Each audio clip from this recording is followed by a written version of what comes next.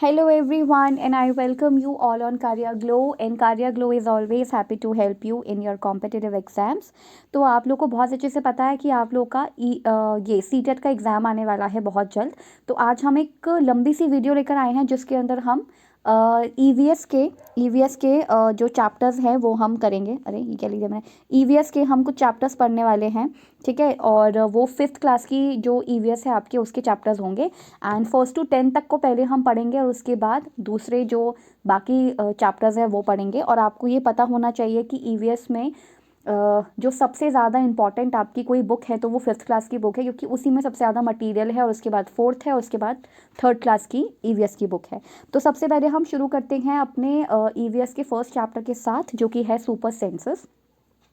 तो ईवीएस का first chapter super senses के ऊपर बेस्ड है। वैसे तो सब अलग अलग चैप्टर्स की ऑलरेडी प्लेलिस्ट बनी हुई है, लेकिन अगर आप एक ही वीडियो में सारा कुछ पढ़ना चाहते हैं तो वो ये वाली वीडियो है। तो सबसे पहले हम बात करते हैं सुपर सेंसेस की। तो देखिए, सुपर सेंसेस में आपको पता है कि जैसे हम जो लोग हैं, जितने भी हम सारे लोग हैं, हम सबकी सेंसेस हैं। हम सबके पास 5 सेंसेस होती है, जिसमें एक होती है टच, यानी कि आप टच करके, छू करके किसी चीज़ को महसूस करते हो। टच करके आपको बहुत चीज़ें पता चलती हैं। स्मेल करके भी आपको बहुत चीज़ें पता चलती हैं, है ना, कि मतलब खुशबू आ रही है, किसी चीज़ की बदबू आ रही है, ये आपको पता चलता है। टच करके आपको पता चलता है कि हीट है कोई ऑब्जेक्ट, मतलब ठंडा है कोई ऑब्जेक्ट या गर्म है कोई ऑब्जेक्ट। टेस्ट करके भी आपको बहुत चीज़ें पता चलती है कि खट्टी चीज़ है, मीठी चीज़ है, तीखी चीज़ है, कैसी है। और सुन कर भी आपको पता चलता है बहुत सारी चीज़ें। तो सुन मतलब आप सुन भी सकते हो। ये सारे के सारे आपके क्या हैं, ये आपकी सारी सेंसेस होती हैं। फिर आपका साइट एक सेंसेस होता है जो आप देखते हो। जैसे कहीं पे आग लग रही है तो आपको स्मेल भी आएगी उस चीज़ की, और आपको वो दिखाई भी देगा कि अच्छा आग लगते हुए दिख रही है हमें। तो फिर आप तुरंत एक्शन में आ जाते हो। तो ये सारी सेंसेस हमारे लिए इंपॉर्टेंट हैं, राइट। और दूसरी चीज़, पियाजे जो एक बहुत इंपॉर्टेंट साइकोलॉजिस्ट हैं, जो हमें क्या बताते हैं, वो एक स्विस साइकोलॉजिस्ट हैं जो हमें बताते हैं कि जो बच्चे होते हैं वो शुरुआत में, जो आपको पता होगा सेंसरी मोटर स्टेज जिसकी हम बात करते हैं, तो जो सेंसरी मोटर स्टेज होती है, यानी कि बच्चा जो है वो 0 to 2, यानी कि जब वो पैदा होता है से लेकर के जब तक वो 2 साल का हो जाता है तब तक उसकी सेंसरी मोटर स्टेज चलती है, जिसके अंदर वो अपनी सेंसेस से ही पूरे अपने इन्वायरमेंट की इंफॉर्मेशन गैदर करता है। मतलब उसको सेंसेस से ही सारी जानकारी प्राप्त होती है। तो जैसे हमारे पास ये सारी सेंसेस होती हैं, वैसे एनिमल्स के पास भी सेंसेस होती है। जैसे चींटी के पास अपनी सेंसेस है, मक्खी के पास अपनी सेंसेस होती हैं, right. So animals also have different senses. Animals के पास भी डिफरेंट सेंस होती है। उनको भी दिखता है, उनको भी सुनाई देता है, बल्कि हमसे ज़्यादा अच्छे से सुनाई देता है। टेस्ट भी उनको पता चलता है, स्मेल भी, एंड वो फील भी कर सकते हैं। Some animal can see their prey from far away, यानी कि कुछ तो अपने प्रे को, PREY, प्रे का मतलब होता है शिकार को। तो कुछ जानवर तो अपने शिकार को बहुत दूर से ही देख लेते हैं। And some can hear even a faintest sound, और कुछ तो इतनी धुंधली सी आवाज़, जो हल्की सी आवाज़ होती है, जैसे पत्तियों के क्या बोलते हैं, पत्तियों के कड़कड़ाने की जो भी आवाज़ होती है, वो तक भी उनको सुनाई दे जाती है कि अच्छा शायद बुशेस में, यानी कि झाड़ियों में कोई जो एनिमल है वो छुपा है। तो उनको छोटी से थोड़ी साउंड भी पता चल जाती है। जैसे अगर आप बिल्ली हैं, आप किसी बिल्ली को ऐसे जाकर के एकदम पकड़ नहीं सकते जब तक कि अगर वो बिल्ली आपको जानती ना हो इन द सेंस कि आपसे फेमिलियर ना हो। आप बिल्ली को नहीं पकड़ सकते, आप गिलहरी को नहीं पकड़ सकते, क्योंकि इनकी सेंसेस बहुत तेज़ होती हैं, राइट। और जो डॉग है उनकी तो सुनने की भी और स्मेल की भी शक्ति बहुत तेज़ होती है, इसलिए भी उनको जगह जगह जैसे पुलिस और इन सब चीज़ों में भी उनको रखा जाता है, मतलब उनका इस्तेमाल किया जाता है। फिर नेक्स्ट आते हैं, यहाँ पे लिखा है some animals can find their friends by their smell. इसके बारे में भी हम पढ़ेंगे कि कुछ जो एनिमल्स है वो अपने दोस्तों को उनकी स्मेल से ढूंढते हैं, राइट। तो ये एक चीज़ हमने पढ़ी अभी तक। उसके बाद how did ant recognise a friend. जो आंट है, मैंने आपको बताया था कि जो चींटियाँ हैं ना, वो एक एक कतार में एक के पीछे चलती रहती है। क्यों? उसकी स्मेल की वजह से। तो यहाँ पे वही लिखा है कि जो एक आंट है, जो एक आंट मीन जो एक चींटी है, सॉरी मैं बार बार आंट आंट कह रही हूँ, जो एंट है, जो एक चींटी है, वो अपने दोस्त को कैसे ढूंढती है, अपनी उसकी स्मेल की वजह से। Scientist found out that as the ant moves, जैसे जैसे वो एंट्स जो हैं, चींटियाँ जो हैं, वो मूव करती हैं, तो वो एक ग्राउंड पर एक स्मेल छोड़ती हुई जाती हैं। और उसी स्मेल को उसी जो फ्रेगनेंस है, या फिर वही जो स्मेल को स्मेल करते हुए वो सारी आंट जो होती है वो उनको क्या बोलते हैं, उसके पीछे पीछे चलती है। The other ants follow the smell of to find the way, और वो रास्ता ढूंढते ढूंढते, इसलिए सारी जो चींटियाँ होती हैं वो एक एक कतार में चलती हैं। Now some male insects can recognise their female by their smell. तो कुछ मेल इंसेक्ट होते हैं, राइट, जैसे सिल्क वॉर्म के बारे में लिखा हुआ है, I am a silkworm, I can find my female worm from many kilometres away by her smell. तो जो कुछ मेल्स इंसेक्ट होते हैं वो अपनी फीमेल इंसेक्ट को उनकी खुशबू से, उनकी स्मेल से ढूंढ लेते हैं, और जो सिल्क वॉर्म है वो मोस्टली यही काम करते हैं, वो किलोमीटर्स से, मतलब बहुत पहले से पता चल जाता है कि अच्छा मेरी फीमेल वर्म जो है वो यहाँ पर है। Now mosquito can find you, आपको पता है कि गर्मियों के टाइम पे बहुत ज़्यादा मच्छर काटते हैं, उनको पता कैसे चल जाता है कि हम जस्ट अभी बाहर आए हैं और हम अभी बाहर आके निक्कर में बैठे हुए हैं, निक्कर में या फिर आपने जो भी कपड़े पहने होते हैं उसके अंदर तक भी घुस के काट लेते हैं। तो mosquito can find you by smell of your body, तो आपकी बॉडी की स्मेल से मस्किटो आपको ढूंढ लेते हैं, पता चल जाता है अच्छा मैंने इसको शायद मक्खी कह दिया था, ये मस्किटो है। And they also find you by the smell of your sole, by the smell of sole of your feet. Sole of your feet का मतलब होता है कि आपके जो पैरों का तलवा है उससे भी आपको, उसकी खुशबू से भी पता चल जाता है, और आपकी जो बॉडी की हीट है अच्छा उससे भी पता चल जाता है कि अच्छा हाँ ये कोई ऑब्जेक्ट है, मतलब यहाँ पे कोई चीज़ है जिनका हम खून चूस सकते हैं, तो उनको हीट ऑफ योर बॉडी, आपकी बॉडी की जो गर्माहट होती है उससे पता चल लग जाता है, और आपकी जो सोल की फीट होती है, आपके पैरों का जो नीचे का तलवा होता है उससे भी पता चल जाता है कि अच्छा हाँ कोई आया है, क्योंकि हमारे पैरों की स्मेल बहुत तेज़ होती है ना, इसीलिए। इसके अलावा डॉग्स के बारे में बात करते हैं, वो भी सेंसेस, उनके पास भी बहुत अच्छी सेंसेस होती हैं। Dogs mark out their own area on the road, dog अपना खुद का एरिया मार्क करते हैं। मेरे पास तो एक डॉग है, मैंने तो ये वाला बिहेवियर, और पहले से ही मैं बहुत सालों से डॉग्स के आसपास ही रह रही हूँ, मतलब हमारी कॉलोनी में, हमारे आसपास सोसाइटी में बहुत सारे डॉग्स हैं, तो मतलब मैंने ये वाला बिहेवियर उनका देखा है कि वो क्या करते हैं, सुसु करते हैं और पॉटी करते हैं और अपना एरिया मार्क करते हैं कि मतलब हम यहाँ पर रहते हैं, जैसे किसी के टायर पे कर दिया, किसी के घर के कोने पे कर दिया, तो वो ऐसे करके अपनी टेरिटरी मार्क करते हैं। तो वही लिखा है कि dogs mark out their own area on the road, they can make out if another dog has come to their area by the smell of its urine or potty। और दूसरा चीज़ क्या है, जो एनिमल्स होते हैं, डॉग होते हैं, उनको ये भी पता चल जाता है कि हमारे कॉलोनी में, हमारे टेरिटरी में कोई आया भी है या नहीं आया है, क्योंकि वो जो दूसरा डॉग भी जो आया है ना, वो भी वहाँ पे सुसु पॉटी करके जाता है, इसलिए यही रीज़न है जिसकी वजह से एनिमल्स को, यानी कि डॉग को पता चल जाता है। तो आपको सबसे पहले तो पता होना चाहिए कि हमारे पास 5 सेंसेस है, और इनके बारे में बहुत क्रिस्प पॉइंट है, इनको पढ़ लेना अच्छे से, कि एनिमल को अपनी सेंस, उनके पास भी सेंसेस होती है, वो अपने शिकार को बहुत दूर से देख लेते हैं, उनको थोड़ी से थोड़ी आवाज़ भी सुनाई दे जाती है, वो अपने दोस्तों को उनकी स्मेल से ढूंढते हैं। और ये क्वेश्चन अगर आ सकता है कि चींटी को अपने दोस्त को ढूंढना हो तो कैसे ढूंढती है, स्मेल से ढूंढती है। देखो वो सुन के नहीं ढूंढती है, हियर करके नहीं ढूंढती, टच करके नहीं ढूंढती है, देख के नहीं ढूंढती है, स्मेल से ढूंढती है। तो यहाँ पे लिखा हुआ है यहाँ पे, एंड वो कौन सा इंसेक्ट है जो अपनी फीमेल वर्म को ढूंढ लेता है, तो वो सिल्क वर्म है, ये भी पढ़ लेना आप। एंड मस्कीटो का भी यहाँ पे सारा कुछ लिखा हुआ है कि वो हमें कैसे पहचानता है, by sole of our feet, हमारे फीट का जो सोल होता है, तलवा होता है, उससे, और दूसरा जो आपकी बॉडी की हिट होती है उससे भी। एंड डॉग भी अपना टेरिटरी कैसे मार्क करते हैं, यूरिनेट करके एंड पॉटी करके। Now right the name of a bird which has eyes in front of its head, ये बहुत इंपॉर्टेंट टॉपिक है, बहुत ज़्यादा इसके ऊपर क्वेश्चन आया हुआ है कि वो कौन सा बर्ड है जिसकी आंखें जो होती हैं वो ह्यूमन के हेड, मतलब जैसे हमारा हेड होता है, जैसे देखो ये हमारी आंखें ऐसी तो होती है बिल्कुल, ये हमारा हेड है, ठीक है, और ये हमारी दोनों आंखें हैं, तो ऐसा कौन सा बर्ड है जिसकी आंखें उसके हेड के पास होती हैं, ऐसे दोनों एकदम दिख रही होती हैं, तो ये क्या है, मोस्ट ऑफ, हाँ तो ये आउल है, इसका आंसर जो है वो आउल हो जाएगा, कि वो कौन सा बर्ड है जिसकी आंखें जो होती है वो उसके, जैसे हम ह्यूमंस की आंखें होती है ना, हमारे चेहरे के ऊपर लगी होती है, वैसे उसकी आंखें लगी होती हैं, उसको हम आउल कहते हैं। क्योंकि बाकी आप चिड़ियाओं की आंखें देख लो, ये उसका हेड है, और एक जो आंख है वो लेफ्ट में है, और एक आंख जो है वो राइट में है, एक लेफ्ट में, एक राइट में, एक लेफ्ट में, एक राइट में, इस तरीके से होती हैं। Most of the birds have their eyes, so most of the birds have their eyes on either side of the head. जितनी भी सारी चिड़ियाएँ हैं, आउल को छोड़ के जितनी भी मोस्टली चिड़ियाएँ हैं, उनके जो आँखें होती हैं ना, वो कैसे होती हैं, यहाँ पे लिखा हुआ है, जैसे कि ये उसका हेड है, और एक इस तरफ आँख हो गई और एक इस तरफ आँख हो गई, मोस्टली ऐसे होती है, ऐसे बहुत कम चिड़ियाओं की होती है, जिनमें से एक आउल है। Their eyes can focus on 2 different things at a time, और देखो जिनकी भी आंखें इस तरफ होती है, एक लेफ्ट साइड होती हैं और एक राइट साइड होती हैं। अब क्योंकि मैं ये खुद मतलब मैं अपने अकॉर्डिंग बता रही हूँ, ये मेरा लेफ़्ट साइड है और ये मेरा राइट साइड है, तो उस अकॉर्डिंगली मैं आपको बता रही हूँ कि जो लेफ़्ट साइड में, मतलब वो, क्योंकि उनके आंखें लेफ़्ट एंड राइट दोनों जगहों पर है, इसलिए वो एट अ टाइम, एक ही समय पर 2 डिफरेंट चीज़ों को देख सकते हैं।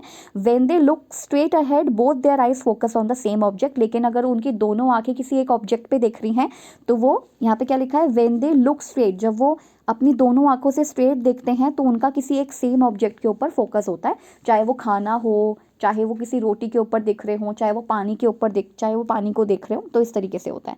Now next is you must have seen birds moving their neck very often. मैंने तो बहुत चिड़ियों के बिहेवियर को नोटिस किया, मतलब एनिमल के बिहेवियर को मैंने काफ़ी बार नोटिस किया है। तो हमेशा मुझे ये देखने को मिलता है कि अपनी बर्ड्स जो है ना पूरा नेक हिलाती हैं, पूरा का पूरा अपना नेक हिलाती हैं ऐसे करके, देखो ऐसे, इधर देखना ऐसे दिखेंगे, इधर देखना ऐसे करके पूरा नेक हिलाती हैं। क्यों? क्योंकि वो पूरा जो है एक एक तरीके से देख नहीं पाती है ना, इसलिए उनको पूरा ऐसा घुमाना पड़ता है। In most of the birds eyes are fixed and can not move. Eyes जो है वो फिक्स्ड रहती हैं, वो मूव नहीं कर पाती, इसलिए उनको अपनी गर्दन पूरा ऐसे हिलाना पड़ता है। So birds have to turn their heads to see around. तो उनको अपने आसपास देखने के लिए ना अपना पूरा का पूरा नेक हिलाना पड़ता है, पूरा का पूरा हेड हिलाना पड़ता है, क्योंकि उनकी आंखें फिक्स्ड होती हैं, एक लेफ्ट साइड में और एक राइट साइड में। और दूसरा ये वाला क्वेश्चन जो मैंने पूछा था कि ऐसा कौन सा बर्ड है, तो वो आउल है, जिसकी आंखें बिल्कुल हमारी जैसी होती हैं, हमारे चेहरे पर जैसे आंखें लगी होती हैं वैसे होती हैं। ये हमारा चेहरा है, ये दो हमारी आंखें, तो ये आउल का भी ऐसे ही होता है और ह्यूमन का भी ऐसे ही होता है। लेकिन जो बाकी चिड़ियाएँ होती हैं, एक की आंखें इधर होंगी, एक की आंखें इधर होंगी, इस तरीके से आंखें होती हैं।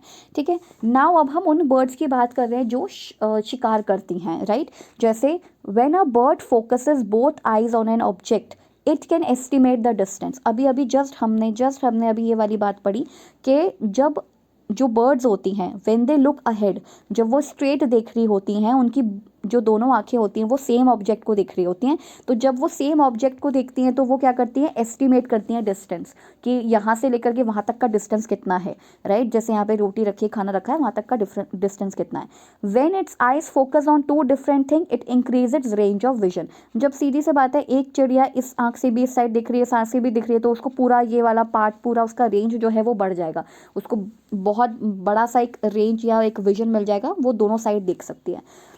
अब ये भी एक क्वेश्चन इंपॉर्टेंट है। Some birds like kites, eagle, vultures can see 4 times as far as we can. मतलब हमसे 4 गुना ज़्यादा दूर तक देख पाती हैं। कौन?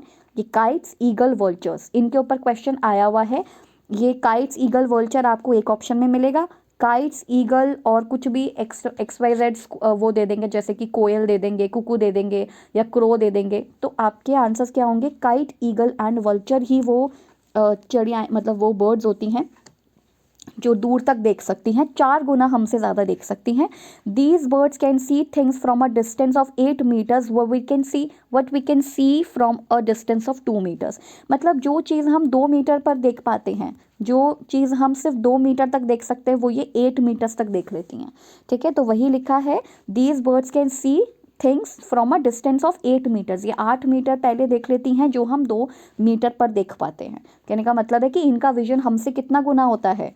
4 गुना होता है, राइट। इसीलिए now next is animal can not see as many colours as we can. हमारे पास तो दुनिया भर के कलर है, कभी फिरोजी कलर, टर्कवाइज कलर, और आज तो डिफरेंट कलर सुनने को मिलते हैं। तो वही लिखा है कि एनिमल्स उतने कलर्स नहीं देख सकते जितने कि हम देख सकते हैं। It is believe that animal that are awake in day time, वो एनिमल जो दिन में उठे रहते हैं, जैसे कि बिल्ली हो गई, ठीक है, चूहा हो गया, और डॉग्स हो गए, काव हो गई, ये जितने भी एनिमल्स हैं जो डे टाइम में देख सकते हैं, उनको कुछ कलर्स दिखाई देते हैं। They can see some colours, उनको कुछ कलर्स तो दिखते हैं, क्योंकि लाइट है तो उनको कुछ कलर्स तो दिखते हैं। But those animals that are awake at night can see things only in black and white colours. तो इसमें सबसे पहले हमारे दिमाग में तो आउल आता है, क्योंकि वही रात में जगता है। तो जो एनिमल्स रात में देख पाते हैं, केवल और केवल नाइट में जगते हैं, उनको केवल ब्लैक एंड वाइट में पूरी दुनिया दिखाई देती है। जबकि जो डे टाइम में जगते हैं, जैसे एनिमल्स जिनके भी मैंने अभी नाम लिए, उनको कुछ कलर्स दिखाई देते हैं। Now we can not easily see birds ear. हम बर्ड्स के ना कान इतनी आसानी से देख नहीं पाते। Their ears are small holes covered with feathers. यानी कि जो बर्ड्स के ईयर होते हैं ना, वो एक छोटे से छेद के जैसे होते हैं, जो एक होल के जैसे होते हैं, जो हमें दिख नहीं पाते, और ये मोस्टली फेदर से ढके होते हैं। फेदर मतलब उनके जो पंख होते हैं उनसे ढके होते हैं। Snakes do not have external ear. Snake के भी जो हैं वो एक्सटर्नल ईयर्स, यानी कि कान जो हैं वो बाहर के साइड नहीं होते इस तरीके से, which you can see. They only feel the vibrations on the ground. जब वो ऐसे चल रहे रहते हैं, मतलब जब ऐसे रेंगते रहते हैं तब उनको थोड़ी सी वाइब्रेशंस आती है, तो पता चलता है कि अच्छा आगे कोई है, वाइब्रेशंस आ रही हैं, या किसी ह्यूमन के दिल की धड़कन भी वो सुन लेते हैं, उनके वो जो भी एक्शन कर रहे हैं, चुपचाप खड़े हैं, कुछ भी उनको सुनाई देता है, मतलब उनको फील होता है vibrations, they can feel the vibrations on the ground. तो उसी के बारे में लिखा हुआ है। आई होप आपको ये चीज़ें समझ आई होंगी। उसके बाद इसी सेम चैप्टर है, पता है अभी तक 5 सेंसेस ही चल रहा है, अभी तक ये सुपर सेंसेस चैप्टर ही चल रहा है, ये अभी तक ख़त्म नहीं हुआ है, इतना बड़ा चैप्टर है, तो ये कितना बड़ा मटेरियल है सोचो आपके एग्जामिनेशन में देने के लिए। देन आता है साउंड सेंड मैसेज। जितने भी साउंड्स होते हैं, जो एनिमल के साउंड होते हैं ना, एनिमल भी कम्युनिकेट करता है। वो अलग बात है कि हमें उनके कम्युनिकेशन हमें समझ नहीं आती, बट वो भी कम्युनिकेट करने की कोशिश करता है। High up on a tree a langur warns other of danger like a tiger और लेपर्ड। मतलब देखो मैंने यहाँ पे ना एक फ़ोटो भी बनाई हुई है, मतलब यहाँ पे एक फ़ोटो भी लगाई थी मैंने, जिसमें लिखा है कि जो ये बंदर है, राइट, ये बंदर जो है ये सबको चेतावनी दे रहा है। जितनी भी बर्ड्स होती हैं, राइट, जितनी भी बर्ड्स होती हैं, जितने भी जो लंगूर है, मान लो लंगूर हो गया या जो मंकी हो गया, ये सब के पास अपना कम्युनिकेशन का करने का एक तरीका होता है, कुछ आवाज़ें होती हैं जो ये निकालते हैं, राइट। तो यहाँ पे देखो क्या लिखा है, what the hell is wrong with your alarm call. तो ये कुछ अलार्म कॉल करते हैं कि देखो लेपर्ड आ गया, चीता आ गया, कुछ कुछ तो आया है जंगल से उठ के जो हमारे लिए खतरा है। तो ये कहता है कि मेरा गला ख़राब था इसलिए मैं बता नहीं पाया, और देखो इसने इसको पकड़ लिया। दैट मीन्स कहने का मतलब है कि एनिमल भी अपने अलग अलग तरीके, अपना अलग अलग क्या बोलते हैं उसको, अलग अलग वॉइस जो हैं, अलग अलग आवाज़ें जो हैं वो निकालते हैं, किस चीज़ के लिए, इनको वार्निंग कॉल देने के लिए। तो यहाँ पे लिखा है हाई अपॉन ट्री, एक लंगूर जो था वो सबको, एक लंगूर जो है वो सबको वार्न करता है डेंजर का, कि देखो लेपर्ड या टाइगर जो है आ गया है। The langur does this by making a special warning call, और ये कुछ वार्निंग कॉल करते हैं कि देखो कोई आने वाला है, कोई डेंजर है, कुछ ऐसा कॉल करते हैं। Birds also give alarm calls to warn about danger. जो बर्ड्स होती है उनकी भी चहचहाने की आवाज़ जो है वो चेंज हो जाती है, वो भी अलग अलग साउंड निकालती हैं कि वार्न करती हैं सब लोगों को कि डेंजर है, डेंजर आने वाला है, कुछ डेंजरस चीज़ होने वाली है। Some birds even have different sounds for different kind of danger. कुछ बर्ड्स की अलग अलग साउंड्स होती हैं, मतलब कुछ बर्ड्स की इवन डिफरेंट साउंड्स निकालते हैं, डिफरेंट काइंड्स ऑफ डेंजर के लिए अलग अलग साउंड होते हैं, right. For example there is a different warning call if enemies coming from sky. अगर ऊपर से स्काई से कोई एनिमी आ रहा है, कोई डेंजर आ रहा है स्काई से, यानी कि आसमान से कोई डेंजर आने वाला है, कुछ प्रॉब्लम होने वाली है, तो बर्ड्स का अलग कॉल होगा, अलग तरीका होगा आवाज़ निकालने का। और अगर एनिमी ग्राउंड से आ रहा है तो उसका अलग होगा, right. Fishes give alarm calls by electric signal. ये भी इंपॉर्टेंट है, अभी तक ऐसा क्वेश्चन आया नहीं है, लेकिन मुझे लगता है कि ये वाला क्वेश्चन भी आ सकता है कि फिश जो होती है वो अलार्म कॉल या फिर जो वार्निंग कॉल होती है, वो जो स्पेशल कॉल होती हैं वो कैसे देती हैं।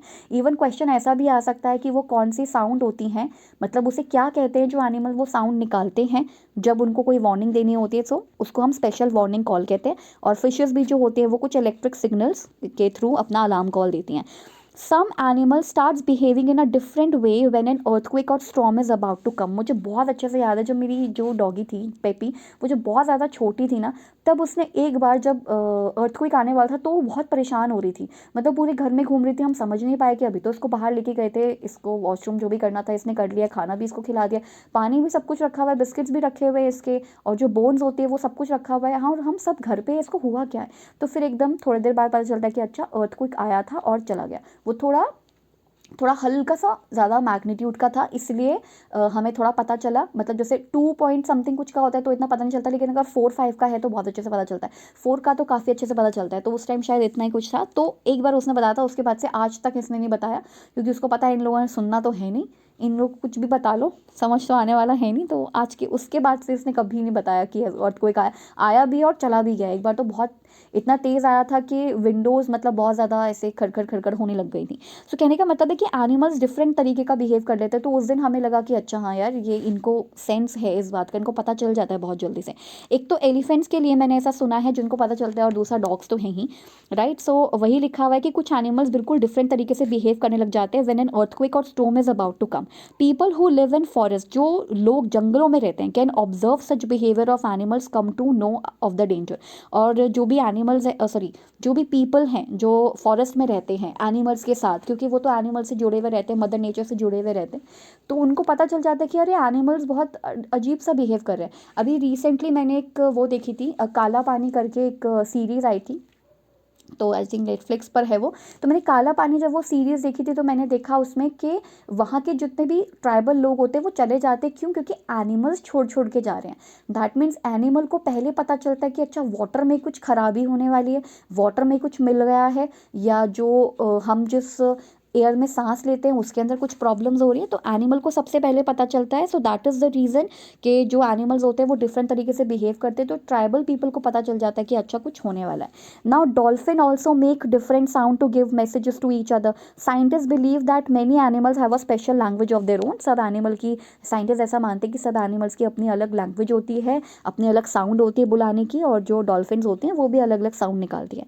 अब देखो यहाँ पे लिखा हुआ है कि एक बार क्या हुआ था अंडमान निकोबार पे, इस पे अभी तक क्वेश्चन आ चुका है, आई थिंक क्वेश्चन आ चुका है और हो सकता है दोबारा भी आए, तो इसको पढ़ के जाना ज़रूर अच्छे से, कि दिसंबर 2004 में कुछ जो ट्राइब्स थी जो अंडमान निकोबार पर रहती थी। अच्छा, अंडमान निकोबार पर ही तो बेस्ड है वो, जो मैं काला पानी बता रही थी ना आप लोगों को, वो अंडमान निकोबार के ऊपर ही बेस्ड है, उसी आइलैंड की बात हो रही है वो, अंडमान की। तो पर खैर ये शायद वो तो नहीं होगा, बट यहाँ पे क्या लिखा है, इन दिसंबर 2004 कुछ जो ट्राइब थी जो अंडमान फॉरेस्ट में रहती थी, जंगल में रहती थी, उन्होंने एनिमल के बिहेवियर को नोटिस किया। Andaman island notice the animals behaving in a different manner, कि कुछ अजीब तरीके से तो बिहेव कर रहे हैं।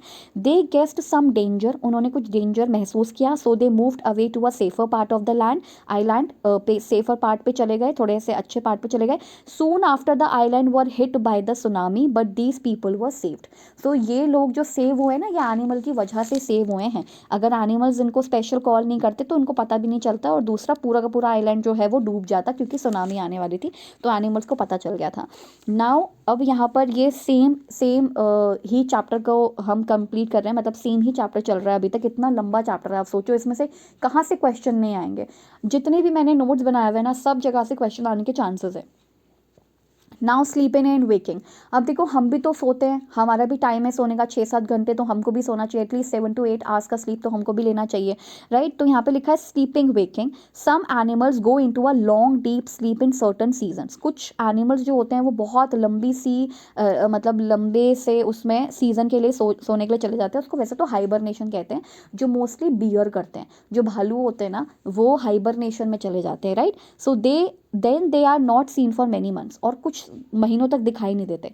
ये उन एनिमल्स की बात हो रही है जो बहुत एक सीज़न के लिए, पूरे सीज़न के लिए छुप जाते हैं, सो जाते हैं, हाइबरनेट हो जाते हैं और दिखाई नहीं देते, उसके बाद थोड़े अगले सीज़न में दिखाई देते हैं।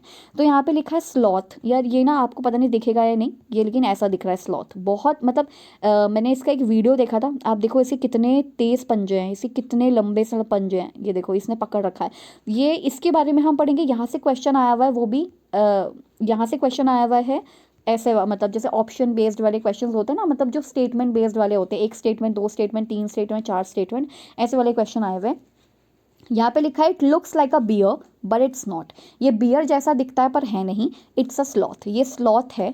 It spends almost 17 hour a day. बताओ 24 घंटे होते हैं पूरे दिन में, और ये 17 घंटों तक तो सोता ही रहता है, right. Sleeping while hanging upside down on a tree branch. आपसे ये भी पूछा जाता है, मतलब आपको ना ये स्टेटमेंट्स चेंज करके दे देंगे, जैसे कि जो स्लॉथ है वो 18 घंटे या पूरे 20 घंटे सोता है ऐसा दे देंगे, और ये जो है ट्री पे खड़ा होके सोता है ऐसे दे देंगे, बल्कि ये तो अपसाइड डाउन सोता है। अपसाइड डाउन का मतलब है उल्टे सोता है। The sloth Yeats leaves of the same tree जिस पे वो रहता है, ऑन विच इट लिव्स। जिस ट्री पर वो रहता है उस ट्री की वो सारी जितनी भी ब्रांचेस हैं, जितनी भी लीव्स होती हैं वो खा जाता है। It hardly needs anything else. उसे और कुछ नहीं चाहिए, उसे 17 घंटे की स्लीप चाहिए, राइट। उसे 17 घंटे की स्लीप चाहिए, वो उल्टा होकर के सोता है। और दूसरा अपसाइड डाउन होके सोता है, 17 घंटे की उसको नींद चाहिए। एंड क्या बोला मैंने, और वो एक ही जिस भी ट्री पे रहता है उसी ट्री की सारी लीव्स खाता है, on which it lives. It hardly needs anything else, उसे और कुछ भी नहीं चाहिए। When it has eaten enough leaves from that tree, और जब वो एक ही ट्री से सारे लीव्स खा लेता है, it moves to the nearby tree, और आसपास की ट्री पे चला जाता है। मतलब सबसे ज़्यादा लेजी, सबसे ज़्यादा मतलब उसकी प्रवृत्ति ही ऐसी, आप उसको लेजी नहीं कह सकते, पर उसको बनाया ही शायद ऐसा है, उसकी प्रवृत्ति ही ऐसी है, right. Sloths live about 40 years, 40 साल तक जीते हैं, और उस टाइम पीरियड में दे मूव अराउंड 8 ट्रीज। बस मुश्किल से 8 ट्रीज तक ही, 8 ट्री पर ही वो मूव कर पाता है। And once a week it comes down from the tree to relieve itself, और उसके बाद हफ्ते में एक बार नीचे आता है। ये सारे स्टेटमेंट बेस्ड क्वेश्चंस बनेंगे कि हफ्ते में एक बार नीचे आता है अपने को थोड़ा सा रिलैक्स रिलीफ करने के लिए, दैट्स इट। और बाकी ये स्लीप साइकिल है कि कौन जो एनिमल है वो कितने घंटे सोता है, ये आगे आप पढ़ोगे कि कोई एनिमल जो है वो कितने कितने घंटे सो रहा है। अब हम पढ़ने वाले हैं शेर के बारे में, ये टाइगर के बारे में पढ़ने वाले हैं हम। तो इसके बारे में क्या है, इसके बारे में टाइगर के बारे में हम पढ़ेंगे। A tiger can see 6 times better at night than most of us. देखो रात में हमें बहुत सारी चीज़ें दिखाई नहीं देती हैं, राइट, रात में हमको बहुत सारी चीज़ें दिखाई नहीं देती हैं, बट एनिमल को, इन एनिमल्स को दिखाई दे जाएगी, और जो टाइगर है वो 6 गुना ज़्यादा देख पाता है। अब आप एक चीज़ ध्यान से समझना, आप ना कन्फ्यूज़ मत होना, किस चीज़ से मत कन्फ्यूज़ होना। जो मैंने बर्ड्स के बारे में बताया था वो 8 टाइम ज़्यादा देख पाती हैं, जबकि अभी जो मैं टाइगर की बात कर रही हूँ वो 6 गुना देख पाता है, हमसे ज़्यादा 6 गुना बेटर देख पाता है। So a tiger can see 6 times better at night most of us than most of us, हमसे ज़्यादा बेटर देख पाता है। टाइगर के विस्कस क्या होते हैं, देखो आप, विस्कस ना एक बहुत अच्छा ब्रांड है, जो वैसे तो पेडिग्री यूज़ करती थी मैं अपने डॉग के लिए, बट जो क्योंकि मेरे पास थोड़ी सी बिल्लियाँ भी हैं, मतलब थोड़ी बिल्लियाँ भी आ जाती है, तो उनके लिए ना एक बार विस्कस लाई थी, तो तब मुझे पता चला कि अच्छा विस्कस क्या है। सो विस्कस ना ये होते हैं, जो उनकी मूछें होती है ना वाइट कलर की, बेसिकली इनको विस्कस कहते हैं। तो उससे पता चल जाता है एनिमल्स को बहुत चीज़ों के बारे में। The tiger whiskers are very sensitive and can sense the movements और vibration in air.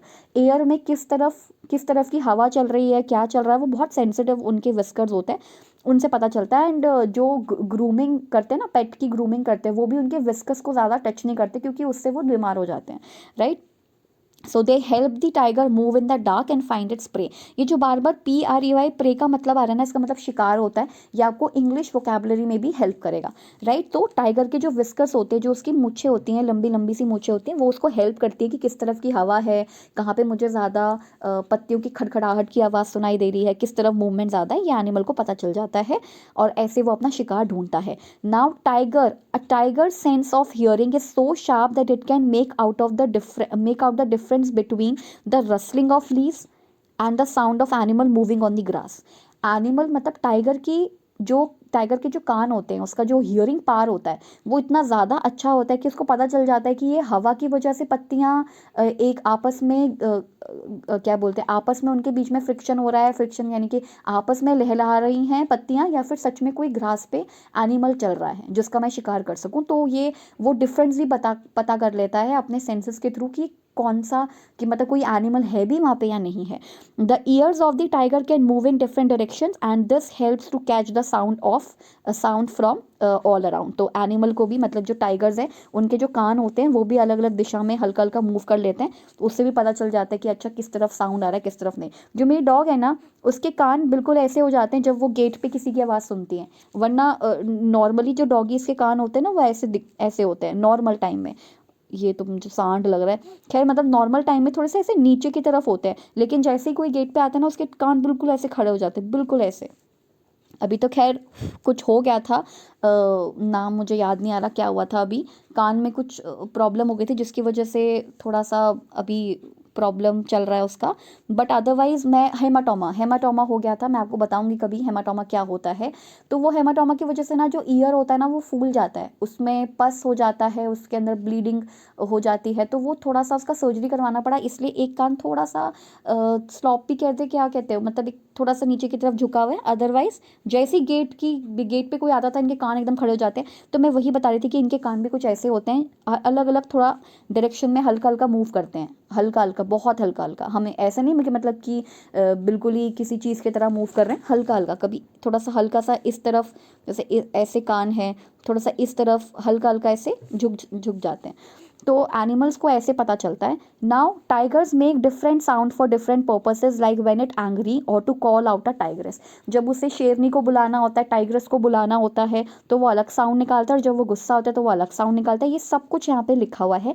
It can also roar और स्नॉल। वो इतनी ज़ोर से दहाड़ता है कि उसकी दहाड़ 3 किलोमीटर्स तक सुनाई पड़ती है। And the tiger is one of the most alert animals and yet today tigers are in danger. Tigers की पोचिंग, हंटिंग जिसको हम कहते हैं, वो सबसे ज़्यादा होती है, और सबसे ज़्यादा, बताओ ये कितनी आयरनी वाली बात है कि सबसे ज़्यादा अलर्ट जानवर भी यही है, और सबसे ज़्यादा पकड़ा भी इसी को जाता है।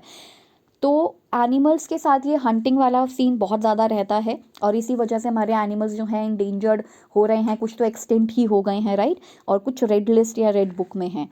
Each tiger has its own area which may cover several kilometres, और हर टाइगर का अपने अलग एरिया होता है और उनके किलोमीटर्स तक एरिया होते हैं। जैसे हमारे यहाँ पे तो ग्राउंड्स में होता है ना डॉग्स का, जैसे इतना हिस्सा एक डॉग का हो गया, इतना हिस्सा दूसरे का हो गया, इतना यहाँ से दूसरे की टेरिटरी शुरू हो रही है, ऐसा होता है। लेकिन इनका तो किलोमीटर्स तक होता है, टाइगर्स का तो किलोमीटर्स तक होता है। तो यहाँ पे लिखा है each tiger has its own area which may cover several kilometre, कुछ किलोमीटर्स तक कवर करता है। Tigers mark their area with same urine से मार्क करता है, ठीक है। A tiger can at once come to know if there is another tiger in its area by the smell of its urine, और मेरे ही area में कोई दूसरा टाइगर आया था या नहीं, उसको वो भी पता चल जाता है। A tiger will avoid going into another tigers area, और हर टाइगर कोशिश करता है कि मैं दूसरे टाइगर के एरिया में ना जाऊं, राइट। नाउ नेक्स्ट क्या है, elephants are killed for their tusks, यानी कि उनके जो दांत होते हैं ना, एनिमल्स को मतलब एलिफेंट को उसके लिए मारा जाता है, राइनोसोरस को उसके हॉर्न के लिए मारा जाता है, टाइगर क्रोकोडाइल स्नेक्स को उनकी स्किन के लिए मारा जाता है। तो ये सब कुछ यहाँ पे लिखा है। फिर जो कस्तूरी हिरन है, मस्क डियर है, उसको उसके लिटिल सेंट की वजह से मारा जाता है। तो आप ये सारी चीज़ें पढ़ सकते हो कि किस एनिमल को किस लिए हंट किया जाता है। जैसे एलिफेंट्स को उसके टस्क उसके दांतों के लिए, राइनोसोरस को उसके हॉर्न के लिए, टाइगर्स क्रोकोडाइल स्नेक को उनके स्किन के लिए, मस्क डियर को उसके सेंट के लिए जो उसमें से बहुत अच्छी खुशबू आती है उसके लिए। People who kill animals are called hunter and poachers, उनको हंटर और पोचर कहते हैं, यानी कि शिकारी कहते हैं, पोचर्स कहते हैं। The number of tigers and many other animals in our country is reducing, ये बात तो सच है कि क्लाइमेटिक चेंज की वजह से हमारे जो बहुत सारे एनिमल्स हैं, टाइगर्स हैं, ये सब बहुत ज़्यादा, टाइगर या और दूसरे एनिमल्स जो बहुत रिड्यूस होते जा रहे हैं। There is a danger that some of them will soon disappear, और इतना ज़्यादा डेंजर है कि हो सकता है कुछ समय के बाद तो ये डिसअपियर ही हो जाए। टू प्रोटेक्ट द एनिमल, हमारी गवर्नमेंट ने बहुत सारे फॉरेस्ट बनाए, कुछ प्रोटेक्टेड एरियाज बनाए, ये बहुत ज़्यादा इंपॉर्टेंट है, जैसे Jim Corbett area. Some of them are the Jim Corbett National Park in Uttarakhand. आपको ये डिटेल्स अच्छे से याद रखनी है कि where is Jim Corbett National Park, so it is in Uttarakhand, and Ghana in Bharatpur district of Rajasthan, ये दोनों इंपॉर्टेंट है। In these area nobody can hunt animals और डिस्ट्रॉय द जंगल, कोई भी एनिमल को एंड हंट नहीं कर सकता और जंगल को डिस्ट्रॉय नहीं कर सकता। ये देखो एनिमल, एलिफेंट को उसके टस्क के लिए, उसको राइनोसॉरस को उसके हॉर्न के लिए, इन सबको अपनी स्किन के लिए जान देनी पड़ती है, ये गलत बात है। अब हम आ चुके हैं सेकंड चैप्टर पे। तुम सोचो आप लोग खुद कि फर्स्ट चैप्टर इतना ज़्यादा लंबा था, कैसे नहीं बनेगा यहाँ से क्वेश्चंस, बताओ। ईवीएस में कैसे क्वेश्चन स्टेटमेंट बेस्ड वाले नहीं आएंगे ना। तो ये इसलिए फिफ्थ जो ईवीएस है वहाँ से शुरुआत कीजिए। नाउ आता है नाग गुम्फन। मेरे को अगर टाइम मिलेगा तो कभी आपको बताऊंगी। कालबेलिया डिज़ाइन वाली मेरे पास एक रिंग है जो वोला करके एक ब्रांड है, वोला है जो वहाँ से लिया मैंने। तो उसमें मैंने देखा तो मैं एकदम से पहचान गई, अच्छा हाँ ये तो सिमिलर सी मेरे, मतलब मुझे याद है कि ऐसा मैंने कहीं डिज़ाइन देखा है। तो नाग गुम्फन एक डिज़ाइन है, यहाँ से भी स्टेटमेंट बेस्ड क्वेश्चन आते हैं। ये नाग गुम्फन design of this kind are used in rangoli, ऐसी रंगोलीज बनाते हैं, ऐसे रंगोली बनाई जाती है। तो नाग गुम्फन डिज़ाइन है, इस तरह के रंगोली में यूज़ होते हैं, एम्ब्रॉयडरी में यूज़ होते हैं, या फिर कोई कोई तो वॉल डेकोरेशन में भी यूज़ करता है। कहाँ पे? Gujarat, south India and Saurashtra, ये यहाँ पर यूज़ करता है। नाउ हु आर कालबेलियाज, तो यहाँ पे साफ लिखा है कालबेलियाज आर नोन एज सपेरा और स्नेक चार्मर्स। जो सपेरे होते हैं, जो डांस कराते हैं, उसको स्नेक को डांस कराते हैं ना, उनको हम सपेरा कहते हैं या कालबेलिया कहते हैं। People who make snakes dance और प्ले बीन, मीन्स जो बीन बजाते हैं एंड जो स्नेक को डांस करवाते हैं ना, उनको कालबेलियास कहा जाता है। इनका कुछ इस तरीके का डांस होता है। यहाँ पे लिखा भी है मैंने कालबेलिया, और ये है नाग गुम्फन। आप इसको सबको स्टॉप करके पढ़ सकते हो, नोट्स बना सकते हो, सारी चीज़ें आपके पास अवेलेबल हैं। Now the government has made a law that no one can catch wild animals and keep them. कोई भी ना, गवर्नमेंट ने मतलब ये चीज़ बनाई है कि कोई भी एनिमल्स को ऐसे रखेगा नहीं अपने पास। लॉ है कि कोई इसको कैच करके नहीं रखेगा, एनिमल्स को, वाइल्ड एनिमल्स को कोई नहीं रखेगा ऐसे। Some people kill animals and sell their skin at high prices. कुछ एनिमल्स ऐसे होते हैं, मतलब कुछ लोग ऐसे होते हैं जो एनिमल को किल करते हैं and sell their skin at high prices, और उनके स्किन को बेचते हैं। जो मैंने अभी आपको फर्स्ट चैप्टर में बताया ना कि जो जैसे स्नेक हो गया, टाइगर हो गया, राइनोसोरस हो गया, उनको इनके स्किन की वजह से लोग मतलब उनको हंट करते हैं। तो वही लिखा है कि गवर्नमेंट ने भी कह दिया था, एक लॉ बनाया था कि कोई वाइल्ड एनिमल्स को ऐसे रखेगा नहीं। Some people kill animals and sell their skill, कुछ तो उनके स्किन को बेच देते हैं बड़ी बड़ी हाई प्राइजेस पे। So they made a law against this, तो ये इन्होंने लॉ बना दिया कि कोई भी वाइल्ड एनिमल्स को रखेगा नहीं। लेकिन कालबेलिया के साथ पता है प्रॉब्लम्स क्या हुई? कालबेलियाज अपने स्नेक्स को बहुत अच्छे से प्यार से रखते थे और गिफ्ट देते थे डॉटर को। तो ये क्वेश्चन भी आ सकता है कि Kalbelia people also give gifts to their daughter a snake in marriage, वो शादी में स्नेक देते थे अपनी लड़की को, अपनी बेटी को। In Kalbelia dance they also have movement similar to the dance of snake, और स्नेक के डांस की तरह मतलब जैसे स्नेक मूव करता है वैसा ही उनका कुछ डांस का स्टेप या मूव हुआ करता था। मतलब वो एनिमल्स को बहुत अच्छे से प्यार से रखते थे, but still they know how to make medicine with plants and herbs. उनको कालबेलिया लोगों को बहुत अच्छे से पता है कि प्लांट से और जो हर्ब्स होते हैं उनसे कैसे मेडिसिन बनानी है। They know how to recognise the bite of snake. कौन?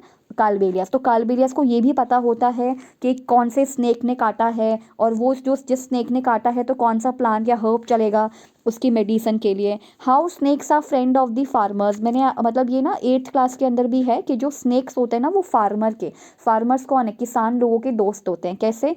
क्योंकि जो स्नेक होते हैं वो रैट को खा जाते हैं जो फील्ड में उनकी सारी फसलों को चौपट कर सकते थे। So they eat the rats, जो स्नेक होते हैं ना वो उनके मतलब जो रैट होता है उनको खा लेते हैं। सो स्नेक जो होते हैं they eat rats in the fields, otherwise rat would eat the crops, otherwise rat जो है वो क्रॉप्स को खा लेगा।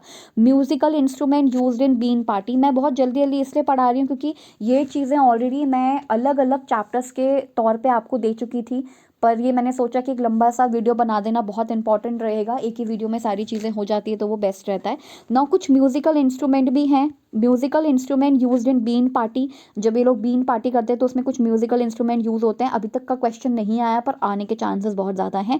बीन है, तुम्बा है, कंजरी है, खांजरी है एंड ढोल है। तो ये ढोल भी बजाते हैं, खांजरी भी बजाते हैं, तुम्बा भी है और बीन भी है।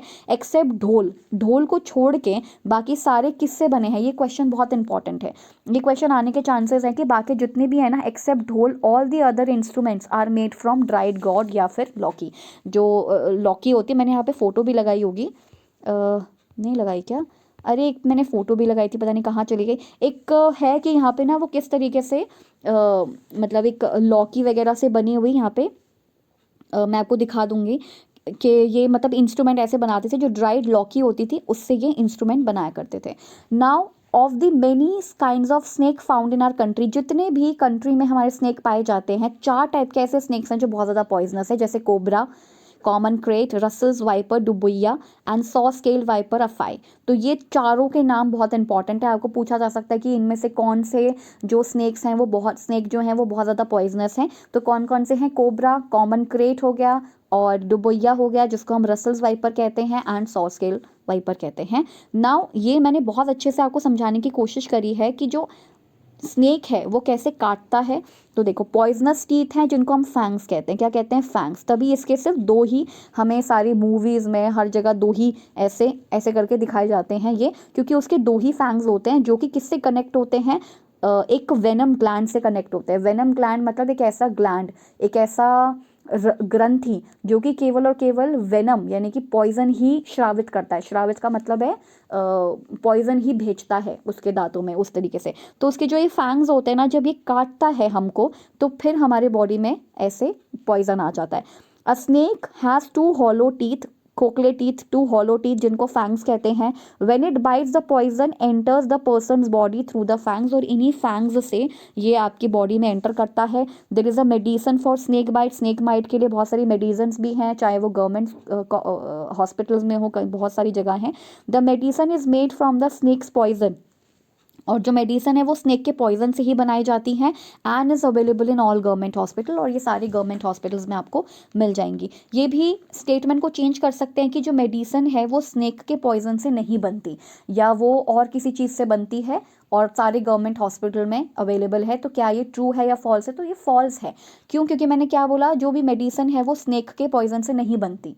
दैट मीन्स मैं मना कर रही हूँ इस चीज़ के लिए, जबकि यहाँ पे लिखा है कि वो स्नेक के पॉइजन से ही बनती है। तो ये भी ध्यान रखना है। उसके बाद आ जाता है हमारा 3rd चैप्टर। ये 3rd चैप्टर है टेम्परेचर ऑफ स्टमक कितना होता है? 30 डिग्री सेल्सियस रहता है हमारे उसका टेम्परेचर स्टमक का।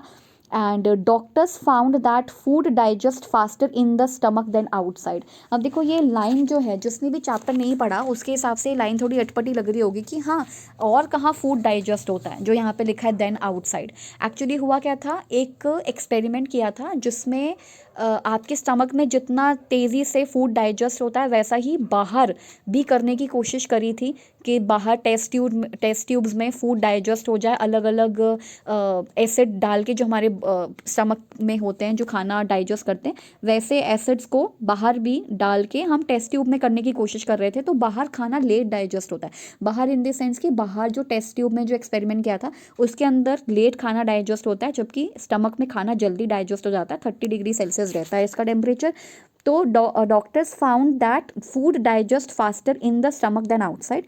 ही also found that the juices in our stomach is acidic. हमारे स्टमक में जो जूसेज होते हैं ना वो सारे एसिडिक होते हैं, जो हमारा डाइजेस्ट जो हमारा खाना फूड डाइजेस्ट करने का काम करते हैं वो जूसेस एसिडिक इन नेचर होते हैं। Now our stomach churns the food to digest. हमारा जो स्टमक होता है वो खाने को बहुत चर्न कर देता है, एकदम पीस देता है, ताकि हमारा जो स्टमक है ताकि हम उसे अच्छे से डाइजेस्ट कर पाएँ। The doctor also saw that food did not digest properly when people are sad और इन स्ट्रेस। जब हम बहुत ज़्यादा स्ट्रेस में होते हैं या सैड होते हैं या हमारा मूड अच्छा नहीं होता है तो हमारा फूड भी अच्छे से डाइजेस्ट नहीं हो पाता। देखो यहाँ पे क्या लिखा है, stress negatively affects our digestive system in many ways. Stress हमारा डाइजेस्टिव सिस्टम बहुत बुरी तरीके से अफेक्ट करता है। It can cause a decrease in blood and oxygen flow to the stomach. और हमारे स्टमक में अच्छे से ऑक्सीजन एंड ब्लड का फ्लो भी नहीं हो पाता, डिक्रीज हो जाता है। क्रैम्पिंग होती है एंड इम्बैलेंस हो जाता है इन गट बैक्टीरिया ने इन्फ्लामेशन, और हमारे पेट में बहुत सारी प्रॉब्लम्स हो जाती हैं। इम्बैलेंस हो जाता है हमारे गट बैक्टीरिया जो रिस्पॉन्सिबल होता है बहुत सारी चीज़ों के डाइजेशन में, ये सारी प्रॉब्लम्स आती हैं।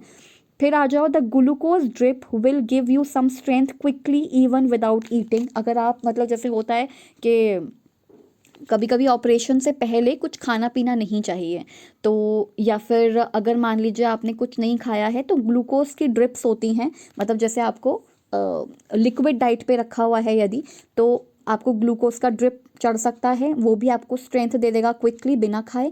तो glucose drink is also important for energy, और तो ग्लूकोज ड्रिंक भी हमारी एनर्जी के लिए ज़रूरी है। नाउ टेस्टिंग कैसे कैसे पता चलता है, तो हमारी जो जीभ का एकदम फ्रंट पार्ट होता है उससे हमें स्वीट का पता चलता है, साइड में सॉल्ट का पता चलता है, यहाँ पे खट्टे का पता चलता है एंड यहाँ पे कड़वे का पता चलता है। तो ये सारी चीज़ें यहाँ पे लिखी हुई हैं कि कौन कौन से कैसे कैसे हमें क्या क्या पता चलता है टेस्ट का।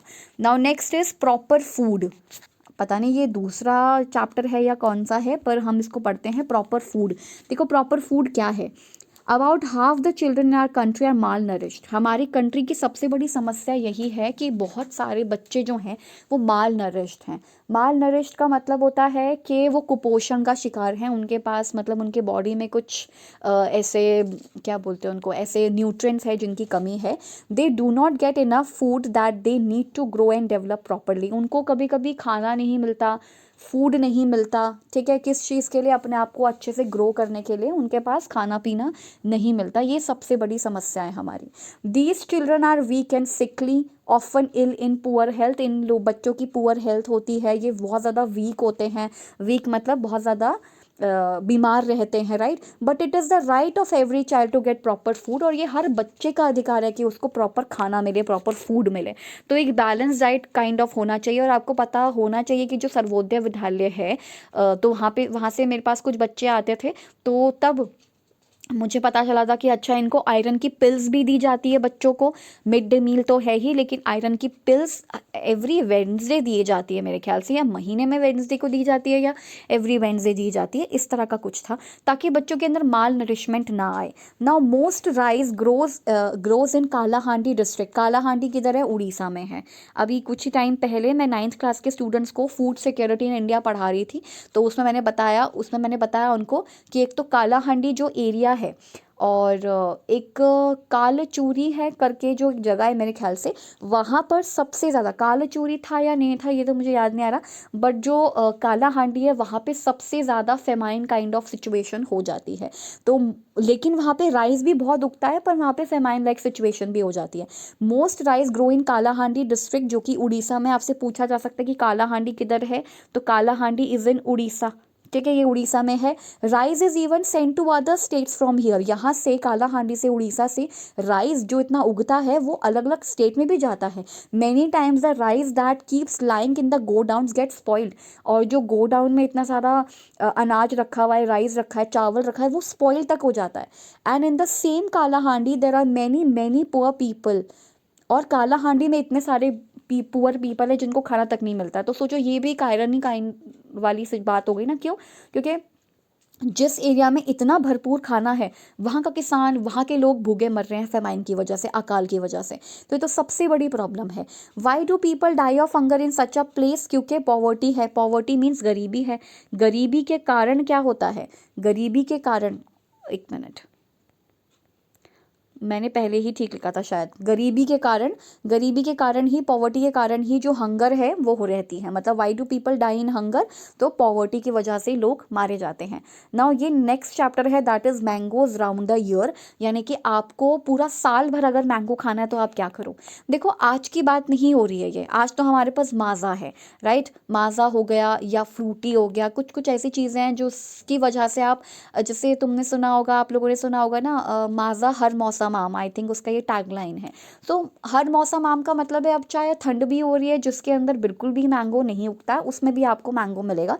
तो ये लिखा है मैंगोज राउंड द ईयर, यानी कि पूरा साल आप मैंगो कैसे खा सकते हो, तो वही लिखा है। देखो यहाँ पे क्या है, some food get spoiled and fungus comes on the food item. बहुत बार ऐसा होता है, और इसका तो एक्सपेरिमेंट मैंने किया भी था स्कूल में। ये ब्रेड का एक्सपेरिमेंट हमने किया भी था कि ब्रेड को हमने थोड़ा सा पानी हल्का सा उस पर छिड़क के उसको जो कबर्ड होता है स्कूल का उसके अंदर रख दिया था। मतलब टीचर ने कहा था, एंड मतलब उस पर से चाबी लगा दिया था, क्योंकि उसमें और बच्चों की भी बहुत सारी चीज़ें थी। तो हमने एक हफ्ते बाद खोला तो उसमें सच में फंगस लगा हुआ था। एंड एक बार तो मेरे घर में गर्मियों के टाइम पे इडली के साथ हुआ था कि इडली थी ना, उसके ऊपर ऐसे ऐसे बहुत, मतलब ऐसे फंगस काइंड ऑफ कुछ ऐसा आ गया था। तो मैंने खुद देखा, रुई जैसा स्ट्रक्चर आ जाता है। सो फूड जो है वो बहुत जल्दी ख़राब हो जाता है गर्मियों के टाइम पे, तो ये सब हमको पता है। तो कुछ फूड बहुत जल्दी ख़राब हो जाता है, उस पर फंगस आ जाती है। एंड आप कैसे चेक कर सकते हो कि फंगस आ गया, फूड ख़राब हो गया? उसको स्मेल करके या उसको देख के, simply you can easily check by smelling the food और check any change in the colour. Colour में चेंज आ जाता है, जैसे कि अगर कोई नॉर्मल चीज़ है, खाने पीने की चीज़ है, उसमें झाग बनने लगते हैं, राइट, फोम क्रिएट होने लगता है, तो आप समझ जाओ कि अच्छा ये चीज़ ख़राब हो चुकी है। फिर स्मेल भी बहुत बेकार करने लगता है। ठीक है, फिर देखो यहाँ पे क्या लिखा है, मेड ऑन, कब है? दिसंबर 2018। और अगर मान लो कि ये 2024 में हम देख रहे हैं, 2023 में आप लोग ये वीडियो देख रहे हो, तब भी तो एक्सपायर तो हो ही चुका है ना वो। ठीक है, तो हमें हमेशा एक्सपायरी डेट चेक करके प्रोडक्ट लेना चाहिए। And we should not eat the spoiled food because we will be sick. हमें स्पॉइल्ड फूड नहीं खाना चाहिए, वरना तो हम बीमार हो जाएंगे, बीमार पड़ जाएंगे। Now next is whenever you buy anything from market, check the date of manufacturing.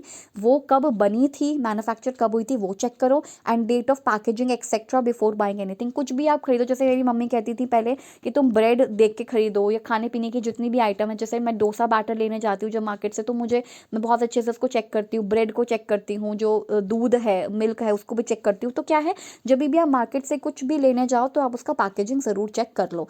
These changes, अब देखो वही बता रहे हैं कि जो फूड अगर ख़राब हो गया, स्पॉइल्ड हो गया, तो आप कैसे चेक करोगे। These changes occurred because of rotting of bread खराब हो गए तो अजीब से फंगस जैसा कुछ आ जाएगा। The spores of fungus are present in the air में फंगस प्रेजेंट होता है, उसके स्पोर्स प्रेजेंट होते हैं और वो बैठने लगते हैं इन पे। When they get a moist surface, जब उनको मॉइस्ट सरफेस मिलता है तो वो बैठ जाते हैं, दे बिगिन टू ग्रो, वो इस चीज़ पे ग्रो कर जाते हैं। तो ऐसे फूड खराब हो जाता है। नाउ यहाँ पर ना अचार के बारे में बताया हुआ है कि जो हमारी दादी माँ होती हैं, है ना, दादी माँ होती हैं, वो कैसे अचार बनाती थी, या पहले के ज़माने में लोग कैसे प्रिजर्व करते थे, बचा के रखते थे फूड आइटम्स को। तो यहाँ पे लिखा है glass jar low and bottle, उसको ड्राई कर लो, उसमें बिल्कुल भी पानी नहीं होना चाहिए। अगर आप कोई चीज़ प्रिजर्व करके रखना चाह रहे हो ना, आजकल आप बहुत सारे देखोगे कि मटर जो है आप साल तक रख लोगे, ख़राब नहीं होता। 8 9 10 महीने तक रख लो, वो ख़राब नहीं होता, 1 साल तक ख़राब नहीं होता। पर उसको भी रखने का एक तरीका है, प्रिजर्व करने का, मटर को भी रखने का एक तरीका है। नाउ फ्रोजन मटर जिसको हम कहते हैं। नाउ यहाँ पे लिखा है glass jars and bottles are dried well in the sun before filling them with pickle. जब भी आप बर्नी में या जो ग्लास जार है उसमें आप अचार भर रहे हो ना, तो उसको पहले बहुत ज़्यादा सन ड्राई किया जाता है। सन ड्राई मतलब एकदम धूप में सुखाया जाता है, बॉटल में थोड़ा सा भी मॉइस्चर नहीं रहना चाहिए। The glass jar and bottles are dried well in the sun to remove any moisture, जितना भी मॉइस्चर है वो सारा हट जाता है। In the experiment with bread the bread got spoiled because of moisture. तो अगर आपके जो भी ग्लास है या जिस भी चीज़ में आप रख रहे हो, जिस भी कंटेनर में आप रख रहे हो, उसमें ज़रा सा भी मॉइस्चर होगा आपकी चीज़ ख़राब हो जाएगी। तो मॉइस्चर मत आने दो, फंगस उसमें ग्रू कर जाएगा, राइट। तो एक दो चीज़ें थी कि आप कैसे बचा सकते हो खाने को। देखो ये बर्नी होती है, ऐसा कुछ आपने देखा होगा, ये ऐसे बर्नी होती है। नाउ अब यहाँ पे लिखा है कि पहले के ज़माने में सीव के लिए तो कुछ होता नहीं था, छन्नी वगैरह तो होती नहीं थी। वो मजलिन क्लोथ इस्तेमाल करते थे, जिसको शायद मलमल का कपड़ा कहते हैं। तो वो मजलिन क्लोथ इस्तेमाल करते, क्योंकि मजलिन क्लोथ अगर आप देखोगे ना, तो वो अगर मतलब उसको आप थोड़ा सा अच्छे से देखोगे तो वो ऐसा है, ऐसा ऐसा दिखता है, ऐसा कुछ दिखता है। तो एक तरीके से छानने का काम करता है, ये जो कपड़ा होता है ना इसका, ये छानने का काम करता है। तो you can use muslin cloth to strain something anything, जो भी आप, जैसे कि जब भी दूध फट जाता है तो उसको जब हमें पनीर बनाना होता है, छेना निकालना होता है, तो हम ऐसे ही मजलिन क्लोथ ढूंढते हैं उसके लिए, क्योंकि वो एक अच्छा आसान तरीका है, उससे आपको सारा पनीर जो है वो मिल जाएगा। Now to eat mangoes round the year we make different items. अगर आपको मैंगो खानी है, मैंगो आपको पूरा साल खाना है, तो आप अलग अलग चीज़ें बना सकते हो, जैसे पिकल, अचार बना लो। आप सर्दियों में भी अचार खाओ, बढ़िया से चावल बनाओ, पुलाव बनाओ, बिरयानी बनाओ, अचार के साथ खाओ, ठीक है। आम पापड़ खा सकते हो आप, चटनी खा सकते हो, आप चटनी बना सकते हो, मुरब्बा बना सकते हो, चिक्की बना सकते हो। जैसे कि वो आपने सुना होगा ना, जो मूंगफली, गुड़ एंड मूंगफली होती है, गुड़ और मूंगफली की जो पट्टी होती है वो लोग खाते हैं सर्दियों में, तो वैसे उसको इंग्लिश में चिक्की कहते हैं। तो वैसे आप मैंगो की भी चिक्की बना सकते हो, ठीक है। फिर उसके बाद मैंगो आइटम्स यहाँ पे क्या लिखा है, pickle through out the year, पूरा साल चलता है। आम पापड़ को मामीदी तंद्रा भी कहते हैं, मामीदी तंद्रा भी कहते हैं दूसरी लैंग्वेज में। मुरब्बा भी बना सकते हो आम का, चटनी भी है, आम पन्ना भी बना सकते हो, जो सर्दियों में एक बहुत ही रिफ्रेशिंग ड्रिंक, ओ सॉरी, गर्मियों की बहुत ज़्यादा रिफ्रेशिंग ड्रिंक होती है। तो ये हमने किसके बारे में पढ़ा, ये हमने मैंगो के बारे में पढ़ा कि मैंगो आप पूरा साल कैसे खा सकते हो। इसमें मामीदी तंत्र किसको कहते हैं, आम पापड़ को, जो अभी हमने पढ़ा। ये थोड़ा सा इंपॉर्टेंट है, ये पूछा जा सकता है, आम पापड़ को मामीदी तंद्रा भी कहते हैं दूसरी लैंग्वेज में। अब आ जाओ ये कि मिल्क को कैसे आप प्रिजर्व करोगे। तो देखो मिल्क को आप बॉईल करो, ठीक है। देखो पहले के ज़माने में क्या होता था, फ्रिज वगैरह नहीं होते थे ना, तो वो बार बार मिल्क को बॉईल करते थे सो दैट वो ख़राब ना हो एंड कंज्यूम कर लेते थे, राइट। आज तो हमारे पास फ्रिज है, जैसे ही थोड़ा सा कम टेम्परेचर हुआ दूध का तो आप फ्रिज में रख दो, ठीक है, ताकि वो ख़राब ना हो। तो पर मिल्क को पहले के टाइम पे बॉईल करते थे सो दैट वो ख़राब ना हो जाए। फिर कुक्ड राइस को क्या करोगे आप, जो आपने बना हुआ रखा है राइस, उसको क्या करोगे, put it in a bowl and keep the bowl in a container. ऐसा भी क्वेश्चन आ सकता है, देखो ये भी क्वेश्चन सीधा सीधा उठ के आ सकता है कि कुक्ड राइस, देखो मिल्क है तो बॉयल कर दो, सिंपल। कुक्ड राइस है, बने हुए चावल हैं, तो पुट इट इन अ बोल, आप उसको एक बोल में रखो and keep the bowl in a container with some water. मतलब आपने इस बोल में चावल रख दिया आपने, और इसको किसी दूसरे बोल के नीचे रख दे जिसके अंदर थोड़ा सा वाटर है। और जो ग्रीन कोरिएंडर है उसको कैसे रखोगे, एक डैम्प क्लॉथ में। अब डैम्प का मतलब क्या होता है, गूगल करने की जरूरत नहीं है। डैम्प का मतलब होता है हल्का गीला कपड़ा। हल्का गीला कपड़ा में अगर आप रखोगे ना थोड़ा सा पानी वानी छिड़क के, तो आपका धनिया एंड कोरिएंडर खराब नहीं होगा। और ऑनियन एंड गार्लिक को तो आपको एक ड्राई प्लेस पे रखना होता है, जो मोस्टली हम बाहर रख देते हैं, बाहर मतलब अपने किचन में रख देते हैं कैसे भी, मतलब उसको फ्रिज में रखने की ज़रूरत नहीं है। देन हमारा नेक्स्ट चैप्टर आता है, ये सब कुछ अभी 5th क्लास ही चल रही है, ये अभी 5th क्लास का इतना सारा मटीरियल है। Next is seeds and seeds. अब हम पढ़ने वाले हैं सीड्स एंड सीड्स के बारे में, यानी कि बीजों के बारे में पढ़ेंगे। यहाँ पे लिखा है एक प्लांट को क्या क्या चाहिए। एक प्लांट को एयर चाहिए, वाटर चाहिए, सॉइल चाहिए अपने आप को ग्रो करने के लिए, राइट। एयर, वाटर, सॉइल, धूप वगैरह, ये सब कुछ चाहिए। स्प्राउट्स आर वेरी न्यूट्रिशियस, आपको पता है ये स्प्राउट्स है, ये बहुत न्यूट्रिशियस है। इवन इसके बारे में शायद 6th क्लास में भी लिखा है कि आपको स्प्राउट्स खाने चाहिए। आप अपनी मम्मी को बोलो कि स्प्राउट्स खाओ, और उसमें एक एक्सपेरिमेंट भी है 6th क्लास की एनसीईआरटी की जो साइंस वाली बुक है उसके अंदर। तो क्या करते हैं, यहाँ पे लिखा है, देखो व्हाट्स इनसाइड द सीड, ये क्वेश्चन आने के चांसेस हैं बहुत ज़्यादा। What is inside the seed, seed के अंदर क्या होता है। तो कॉटलिडन्स होते हैं, एम्ब्रियो होता है। Inside the seed there are cotyledons and embryo, ये याद कर लेना। How does a big plant grow from a tiny seed, एक छोटे से टाइनी सीड से, एक छोटे से टाइनी बीज से, छोटे से बीज से एक इतना बड़ा प्लांट कैसे ग्रो कर जाता है। द सीड्स एब्जॉर्बिंग वाटर, क्योंकि वो जो सीड होता है, छोटा सा सीड होता है, वो वाटर एब्जॉर्ब करता है, न्यूट्रिएंट्स एब्जॉर्ब करता है ग्राउंड से and grows into a big plant. हम लोग भी तो देखो सबसे पहले एम्ब्रियो तो होते हैं, सॉरी एक जर्मिनल स्टेज में होते हैं। जर्मिनल स्टेज का मतलब होता है सबसे पहले तो बीजावस्था होती है। बीजावस्था वो होती है जिसके अंदर सबसे पहले तो एक छोटा सा बीज, एक किडनी बीन तो जैसा नहीं पर एक बीज जैसा होता है। उसके बाद धीरे धीरे हम बड़े होते हैं। 2 हफ्ते के बाद फिर फीटस वाली स्टेज आ जाती है, हाँ सॉरी एम्ब्रियोनिक स्टेज आती है, मैं भी क्या कह रही हूँ। हाँ, एक तो पहले आती है जर्मिनल स्टेज आती है, बीजावस्था आती है। उसके बाद एक आपकी एक और स्टेज आती है जिसको हम एम्ब्रियो स्टेज बोलते हैं, ये 8 वीक्स तक रहती है। उसके बाद एक फीटल स्टेज आती है और वो प्रेगनेंसी तक चलती है, जब तक कि बच्चा बाहर नहीं आ जाता मम्मी के गर्भ से, माँ के गर्भ से जब तक बच्चा बाहर नहीं आ जाता। तो जैसे हम लोग भी खाते हैं पीते हैं इतना ग्रो करते हैं, वैसे एक सीड भी ग्रो करता है। Now do some plants grow without seed, तो क्या कुछ बिना सीड्स के हो जाते हैं क्या कुछ प्लांट? तो बिल्कुल, पटाटो है, रोज एंड बनाना है, ये बिना सीड्स के भी उग सकते हैं, स्टेम से उग सकते हैं।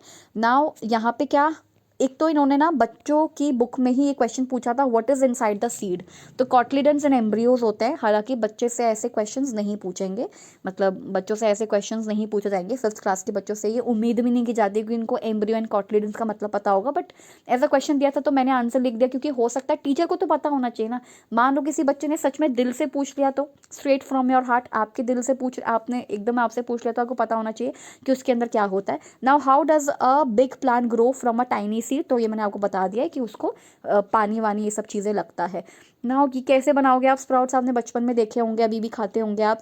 एक वेट क्लॉथ लो, उसके अंदर जो भी चना वगैरह या जिसका भी स्प्राउट्स बनाना चाहते हो वो डालो, और उसको 1-2 दिन के लिए आप बाहर रख दो। उसमें से स्प्राउट या ऐसा सीडलिंग कुछ आने लगेगा, तो उसी को हम स्प्राउट्स कहते हैं, ठीक है। अब ये पूरा का पूरा जो भी है ना, ये यहाँ एज इट इज़ लिखा हुआ है, तो ये एक हंट करने का तरीका है, ये हम पढ़ते हैं। Do some plants grow without seeds, ये तो हमने पढ़ लिया कि इसमें कौन कौन है, पोटैटो है एंड रोज़ है एंड बनाना है, जो बिना सीड्स के उग जाते हैं। नाउ अब हम पढ़ने वाले हैं कैसे प्लांट के बारे में। अब वो कहाँ होता है, आपको पता होना चाहिए कि इसकी जगह कहाँ है और इसका नेम क्या है, ये आपको पता होना चाहिए। प्लांट्स विच हंट, वो प्लांट जो हंट करते हैं। There are some plants which trap and eat frogs, कुछ ऐसे प्लांट होते हैं जो ट्रैप कर लेते हैं, जो पकड़ लेते हैं फ्रॉग्स को, इंसेक्ट्स को एंड इवन माइस, छोटे छोटे जो चूहे होते हैं उनको भी। द पिक्चर प्लांट, जिसको हम नैपेंथीज भी कहते हैं, नैपेंथीज इज वन सच प्लांट। नैपेंथीज या पिक्चर प्लांट एक ऐसा प्लांट है जो ऐसा ही प्लांट है जो ट्रैप कर लेता है। It is found in Australia, Indonesian, Meghalaya, in India. India मतलब इंडिया में तो मेघालय में पाया जाता है, वैसे ऑस्ट्रेलिया एंड इंडोनेशिया पाया जाता है। It has a picture like shape, एक पिक्चर लाइक शेप होती है इसकी, एक ढक्कन जैसा कुछ दिख रहा है इसमें। And mouth is covered by a leaf, और जो उसका माउथ है वो लीफ से कवर्ड होता है, इसलिए पता नहीं चलता है। The plant has a special smell, इसकी एक स्पेशल स्मेल होती है जिससे वो इंसेक्ट्स को अपनी तरफ अट्रैक्ट करता है, और जैसे इंसेक्ट आ जाता है वो एकदम से बंद हो जाता है। So when the insect lands on the mouth of the plant, ये माउथ ऑफ द प्लांट पर जब आ जाता है, it gets trapped and can not get out, और बाहर भी नहीं आ पाता। What a clever way to hunt, ये हंट करने का सबसे क्लेवर तरीका है। तो आपको 2-3 चीज़ें पता चली कि पहले तो इसका नाम नैपेंथीज है, कहाँ मिलता है, Australia, Indonesia and Meghalaya, Bharat में मेघालय मिलता है, नैपेंथीज कहते हैं इसको, या फिर पिक्चर प्लांट भी कहते हैं। नाउ अब वेलक्रो की स्टोरी आ जाओ। अब वेलक्रो की क्या होती है, वेलक्रो आपको पता है बैग्स में, हमारे वॉलेट में, बैग्स में और शूज़ में वेलक्रो लगा रहता है, जिसको हम जो चिपकता है, मतलब उसको हम वेलक्रो कहते हैं। अब देखो ये कब हुआ था, ये पूरा स्टोरी यहाँ पर एज इट इज़ लिखा हुआ है, तो समझो इसको। दिस हैपन इन 1948, 1948 की बात है। One day George menstrual came back from a walk with his dog, तो अपने डॉग को घुमाने के लिए गए थे जॉर्ज मेस्ट्रल, और वो घुमाकर आए वापस अपने डॉग को। 1948 की बात है। He was amazed to find seed sticking all over his clothes and on his dog's fur, और डॉग के जो फर होता है, मतलब उसका जो पूरा कोट होता है, मतलब डॉग के जो बाल होते हैं, उस पर भी कुछ सीड्स चिपके हुए थे, और उस आदमी के यानी कि जॉर्ज मेस्ट्रल के क्लोथ में भी चिपके हुए थे। और उसने सोचा चिपके कैसे, he wondered what made them stick, so he observe these seeds under a microscope, तो एक माइक्रोस्कोप के अंदर उन्होंने चेक किया कि ये चिपके कैसे आखिरकार। He saw that seeds has many tiny hook, seeds के अंदर कुछ टाइनी हुक है जिसकी वजह से वो क्लोथ और उसके डॉग के फर में चिपक गए। This gave menstrual the idea of making Velcro, और इसी से उनको एक वेलक्रो बनाने का आइडिया आया कि हम ऐसे भी तो चिपका करके वेलक्रो बना सकते हैं, ऐसी भी तो चीज़ें चिपक सकती हैं। So he made a material with similar tiny hooks, ऐसे ही टाइनी हुक्स से उन्होंने एक मटेरियल बनाया दैट वुड स्टिक। और आज देख लो वेलक्रो कहाँ कहाँ यूज़ नहीं होता है, क्लोथ्स में यूज़ होता है, शूज़ में, बैग्स में, बेल्ट में, and many more. What a way to take inspiration from nature, आप नेचर से बहुत इंस्पिरेशन ले सकते हैं। अब यहाँ पे जैसे ये सब लिखा हुआ है, यहाँ पर ना एक और चीज़ है कि डॉग के ऊपर देखो ऐसे चिपक गए थे ये जैसे मान लो ये टाइनी हुक्स जैसा कुछ था, ये डॉग के फर के ऊपर ऐसे चिपक गया था। ये जो ब्राउन ब्राउन आपको दिख रहा है ना, ये डॉग के ऊपर ऐसे चिपक गए थे। और उन्होंने जब माइक्रोस्कोप के अंदर देखा तो उनको इस बात का पता चला कि अच्छा ये चिपकने वाली चीज़ है, तो हम ऐसा ही कुछ चलो बनाते हैं। नाउ सीड्स जो हैं अब अलग अलग जगह पे, कभी मैंगो का ट्री दिख रहा है आपको रोड पे चलते चलते, वो किसी और ने उगाया नहीं था, वो पहले से आके उग गया, पर कैसे, यही क्वेश्चन है वैंडरिंग सीड्स का। वैंडरिंग का मतलब होता है घुमक्कड़, यानी कि घुमक्कड़ सीड कहीं भी जा रहा है, पर इन सीड्स को घुमाता कौन है, ये सीड्स एक जगह से दूसरे पे ट्रैवल कैसे करते हैं, इनकी कहानी पढ़ेंगे हम। प्लांट्स के नॉट मूव अराउंड, आपको पता है प्लांट एक बार जहाँ लग जाता है मूव तो नहीं कर सकता, लेकिन वंस दे ग्रो, एक बार अगर वो ग्रो हो जाए, they remain in the same place, एक बार जब वो ग्रो हो जाए तो वो सेम प्लेस पर रहता है। But their seeds are great travellers, लेकिन उसके जो बीज होते हैं वो सबसे बड़े घुमक्कड़, सबसे बड़े ट्रैवलर्स हैं। They can reach far wide, वो बहुत तरीके से आगे जा सकता है, हमारे ऊपर चिपक के जा सकते हैं, ठीक है, किसी एनिमल की वजह से जा सकते हैं, स्क्विरल्स की वजह से जा सकते हैं, चिड़ियों की वजह से जा सकते हैं, right. Some plants spread their seeds over long distance, कुछ प्लांट्स जो होते हैं वो लॉन्ग डिस्टेंस तक अपने सीड्स को फैलाते हैं। When the soybean pods are ripe, जब सोयाबीन के जो पॉड्स होते हैं मतलब जिनमें वो बंद होता है, वो पक जाते हैं, they burst and the seeds are thrown out, और जैसे ही उन सीड्स को थोड़ी सी धूप मिलती है, पानी मिलता है, सॉइल मिलता है, वो वहीं उगना शुरू कर देता है। पता नहीं मैंने यहाँ पे लगाया है नहीं, ये रहा सोयाबीन पॉड्स, ये सोयाबीन के पॉड्स हैं। जैसे पी होते हैं ना, मटर होता है, वैसे मटर के जो दाने होते हैं उसके अंदर होते हैं, तो वैसे ये सोयाबीन के पॉड्स होते हैं। और जब ये पक जाता है तो ये सोयाबीन ऐसे मतलब ये अपने आप को बर्स्ट हो जाता है, फटता है ये, और जब फटता है तो ये पॉड्स निकल के अलग अलग हो जाते हैं, और ये फिर डिफरेंट डिफरेंट लोकेशंस जैसे साइड वाइड में गिर जाते हैं, और उसी वजह से दूसरे सोयाबीन के प्लांट्स कुछ टाइम के बाद बनने लग जाते हैं। तो बर्स्ट होते हैं, सीड्स थ्रो आउट हो जाते हैं, गिर जाते हैं। We also carry seeds from one place to another, knowingly और अननोइंगली। आपको भी पता है कि जो सीड्स होते हैं वो उनको नोइंगली और अननोइंगली, मतलब जानबूझकर भी और न जानते हुए भी, जैसे यहाँ पर हुआ था जो जॉर्ज मेस्ट्रल थे, उनको तो नहीं पता था ना कि मैं अपने साथ कुछ सीड्स टाइप लेकर आ रहा हूँ जिनसे मुझे वेलक्रो बनाने का एक इंस्पिरेशन मिलेगा, इनको नहीं पता था, तो ये अननोइंगली लेकर आए। लेकिन कभी कभी हम नोइंगली भी लेकर आते हैं, जैसे मैंने आपको नहीं आपके साथ मैंने डिस्कस नहीं किया, लेकिन 1498 में स्पेन से जो यहाँ पर आए थे, हाँ उनका नाम ऐसे टाइम पे ना नाम ही याद नहीं आता है, तो जब वो आए थे ना तो वो अपने साथ पेपर लेकर आए थे, मतलब यहाँ से जब वो बाहर जा रहे थे तो पेपर लेके गए थे, और उनको पता चला कि अच्छा ये तो एक छोटी सी चीज़, एक छोटी सी काली मिर्च मुझे इतना ज़्यादा पैसा दे सकती है।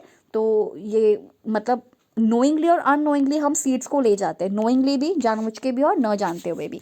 Now we bring the seeds of plant that we find beautiful और यूजफुल, तो जो सीड्स हमें बहुत यूजफुल और ब्यूटीफुल लगते हैं वो सीड्स हम ले जाते हैं and grow them in our garden, और हमारे गार्डन में हम उनको ग्रो कर लेते हैं। Later the seeds of these plant spread to other places, और धीरे धीरे ये सीड दूसरे दूसरे जगह पे स्प्रेड हो जाते हैं। Many years later people may not even remember that these plants did not grow here earlier, वो ये भी नहीं उनको समझ में आता कि ये तो यहाँ पहले उगता ही नहीं था, ये अब आके यहाँ पे उगा है क्योंकि हम इसे लेकर आए थे। They were brought from anywhere somewhere else, कहीं और से आए थे। Do you know from where chillies came to our country, chillies हमारे कंट्री में कहाँ से आए, ये बहुत इंपॉर्टेंट क्वेश्चन है, साउथ अमेरिका है इसका answer. There were brought these were brought to India by traders coming from South America, जितने भी ट्रेडर्स थे, ट्रेडर्स को हम क्या कहेंगे, ट्रेडर्स को, जो भी व्यापारी थे, हाँ जो हिंदी में बोलेंगे, व्यापारी जो थे वो साउथ अमेरिका से जब यहाँ पर आए थे तो वो चिलीज़ लेकर आए थे। Today we can not think of a food without chillies, और कल ही मैक्रोनी में इतनी ज़्यादा चिली हो गई थी कि किसी ने खाया भी नहीं।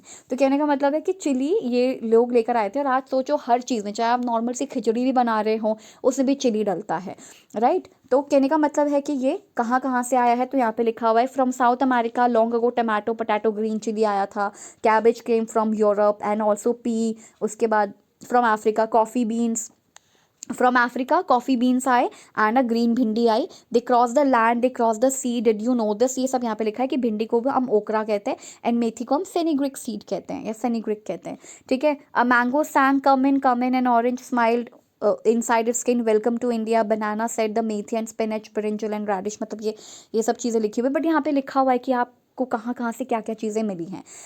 हो नाउ एवरी ड्रॉप काउंट्स। मुझे बोलते बोलते कितना ज़्यादा टाइम हो गया, 1 घंटा 4 मिनट हो गया है, बहुत ज़्यादा ये वीडियो लंबी होती जा रही है, मैं 1 मिनट का ब्रेक लूँगी। हाँ, तो मैं अभी 29th पेज पर हूँ। हाँ, और अभी 52 पेजेस हैं। ओ गॉड, ये इतना सारा कुछ बताना है, बट अच्छा है कि वीडियो में हो जाए तो ये तो और अच्छी बात है। नेक्स्ट हम पढ़ते हैं एवरी ड्रॉप काउंट्स, यानी कि हर एक बूंद जो है वो काउंट होती है। वाटर के ऊपर ये चैप्टर है वो पढ़ने वाले हैं।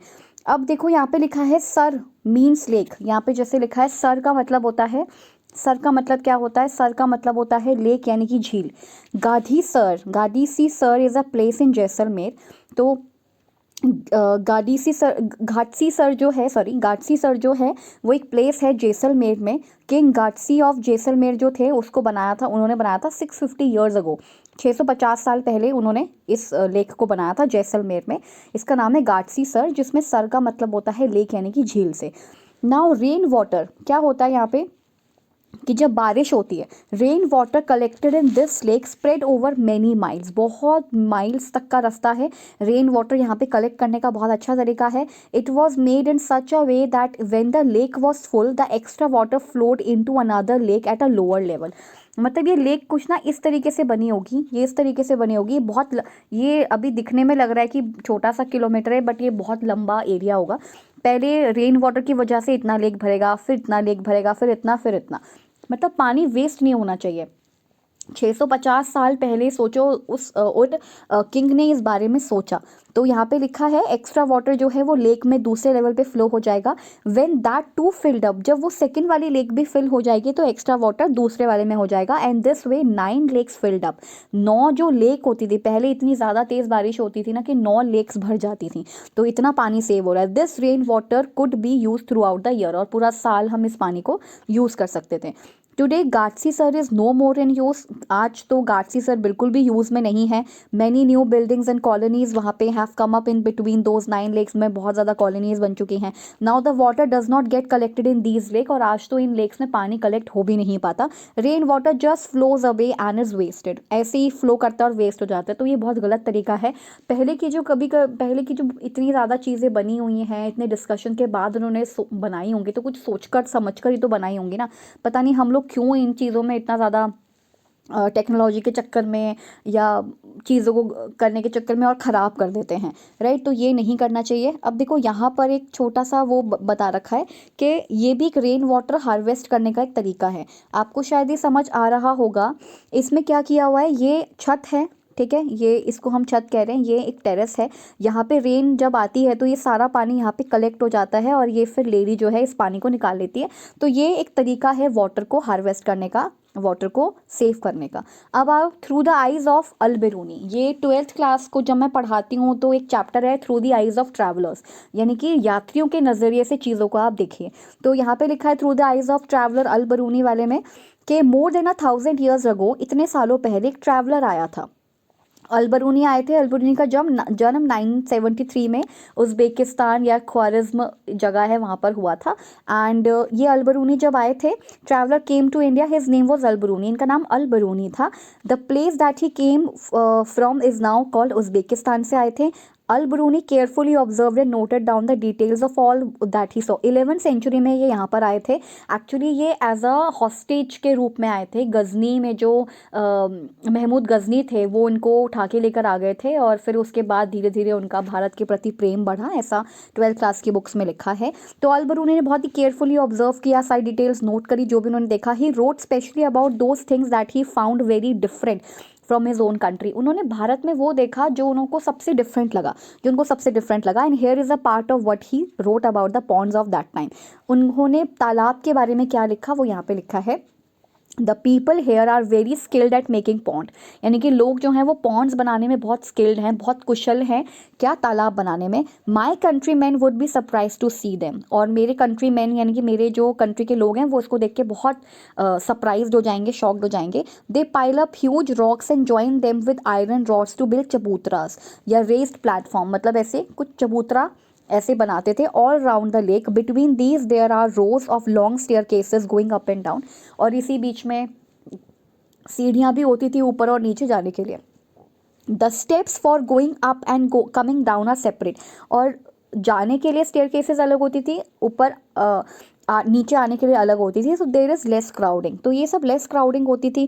Today when we study history we can learn a lot about those days from writings of Alberuni के बारे में। अलबरून ने उस समय जो जो भी देखा उसके बारे में बहुत चीज़ें जान सकते हो। This stamp came out in 1973, 1000 after his birth, उनके भी बर्थ के एक 1000 साल के बाद, जैसे मैंने आपको बताया था 973 में उनका जन्म हुआ था, तो ये 1000 साल आप समझ लो, 1000 ईयर्स के बाद ये स्टैम्प आता है। Now other sources of history जिनसे कि आप हिस्ट्री को जान सकते हो वो बिल्डिंग्स के थ्रू, कॉइन्स के थ्रू, पेंटिंग्स के थ्रू, बुक्स के थ्रू आप हिस्ट्री को समझ सकते हो, मैन्युस्क्रिप्ट्स के थ्रू, कोई जो यहाँ पे ट्रैवलर आया वो कुछ लिख के चला गया उसके थ्रू आप समझ सकते हो। नाउ ये वाला जो मैंने एक मूवी देखी थी बहुत पहले, जब मैं छोटी थी तो मैंने पहेली मूवी देखी थी, तो उसमें मुझे ये चीज़ दिखा तो मुझे समझ आ गया कि अच्छा इसकी चीज़ की बात हो रही है। जैसलमेर के अलावा बिसाइड्स जैसलमेर, मतलब जैसलमेर भी है इंक्लूडेड, बट उसके अलावा many places in Rajasthan get very little rainfall. Rajasthan में ऐसी बहुत जगह हैं जहाँ पे बहुत कम रेनफॉल होती है, जैसलमेर के अलावा ऐसी बहुत जगहें हैं। Here it rains for only a few days, कुछ देर के लिए, मतलब कुछ दिनों के लिए होती है, पूरे साल में बस कुछ दिनों के लिए होती है, समटाइम्स उतनी भी नहीं होती, not even that much.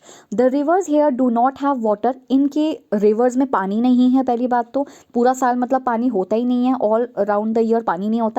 And yet most of the villages in these area did not have a shortage of water, लेकिन इनके पास पानी का शॉर्टेज भी नहीं है, मतलब पानी भी भरपूर है लेकिन बारिश नहीं होती, क्योंकि people knew that every drop of water was precious. Lakes and johad were made to collect water, इसलिए वो लेक या झीलें या जोहड़ बनाते थे ताकि पानी कलेक्ट हो सके। Water was every one's need, हर किसी की नीड है water. One and all come together in this work, सारे के सारे एक साथ आते थे पानी को बचाने के लिए। बी इट अ बिजनेसमैन, चाहे वहाँ पे एक बिजनेसमैन हो गया, चाहे कोई लेबरर हो गया, कोई मजदूर हो गया, सब पानी को बचाने आते थे। Some water from the lake soaked in to the ground and reach the wells and baoris, जिसको हम स्टेप वेल्स कहते हैं, वहाँ तक पहुँच जाता था, and this is the step well. The soil of the area also become wait and fertile, वहाँ का एरिया भी थोड़ा गीला हो जाता था एंड फर्टाइल हो जाता था। नाउ अब देखो ये स्टेप वेल होता है, क्योंकि यहाँ पे इतने सारे स्टेप हैं, एक ये स्टेप है, ये स्टेप है, ये तो एक स्टेप वेल होता है, और इसको हम जोड़ कहते हैं जहाँ पे पानी कलेक्ट होता था। Every house had a system to collect the rain water, जो मैंने आपको यहाँ दिखाया, हर एक घर का एक तरीका होता है रेन वाटर को करने का, हार्वेस्ट करने का। यहाँ पे बारिश होती है, ये सारा पानी यहाँ पे जाके कलेक्ट हो जाता है, फिर आप यहाँ से पानी निकाल सकते हो, ठीक है। तो ये कुछ तरीके हैं, आपके अपने तरीके होते हैं। Instead of drawing the water from well people could go down the steps and reach the water, that is why this called step wells, इसलिए इसको स्टेप वेल्स कहते हैं। इतना इतना ट्रैवल करके आराम से जा सकते हो, राइट। तो ये हो गया।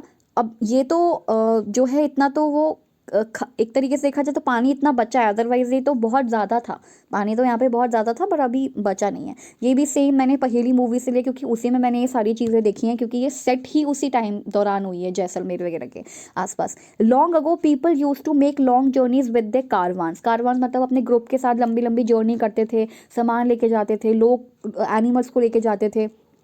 People felt it was good thing to give water to thirsty traveller, and thirsty travellers को, जो प्यासे यात्री होते थे, उनको पानी पिलाना एक पुण्य का काम होता था, एक गुड थिंग मानते थे। So they build many beautiful step well, इन्होंने इसलिए बहुत सारे स्टेप वेल्स बनाए। अब ये एक बहुत important bag kind of a चीज़ है।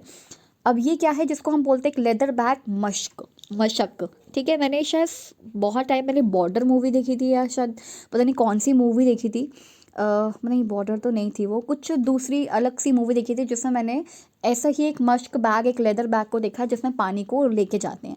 Water arrangements were made for travellers, for example पियाऊ होता था जिसमें से पानी पीता है, एक मशक या एक लेदर बैग होता है, कुछ इस तरह का होता है, इसमें पानी फिल्ड होता है। ठीक है, तो ये जो अमिताभ बच्चन जो ये दिखा रहे हैं ना, ये वही है। ठीक है, आप ऐसी चीज़ों को पढ़ोगे ना तो आपको ज़्यादा अच्छे से चीज़ें दिमाग में बैठेंगी, आपको समझ आएंगी, क्योंकि सिनेमा भी हमारी एक तरीके से बहुत हेल्प करता है चीज़ों को समझने में, वहाँ के कल्चर को, वहाँ के आसपास की जितनी भी चीज़ें हैं, जो एसेंस है उसे समझने में हेल्प करता है।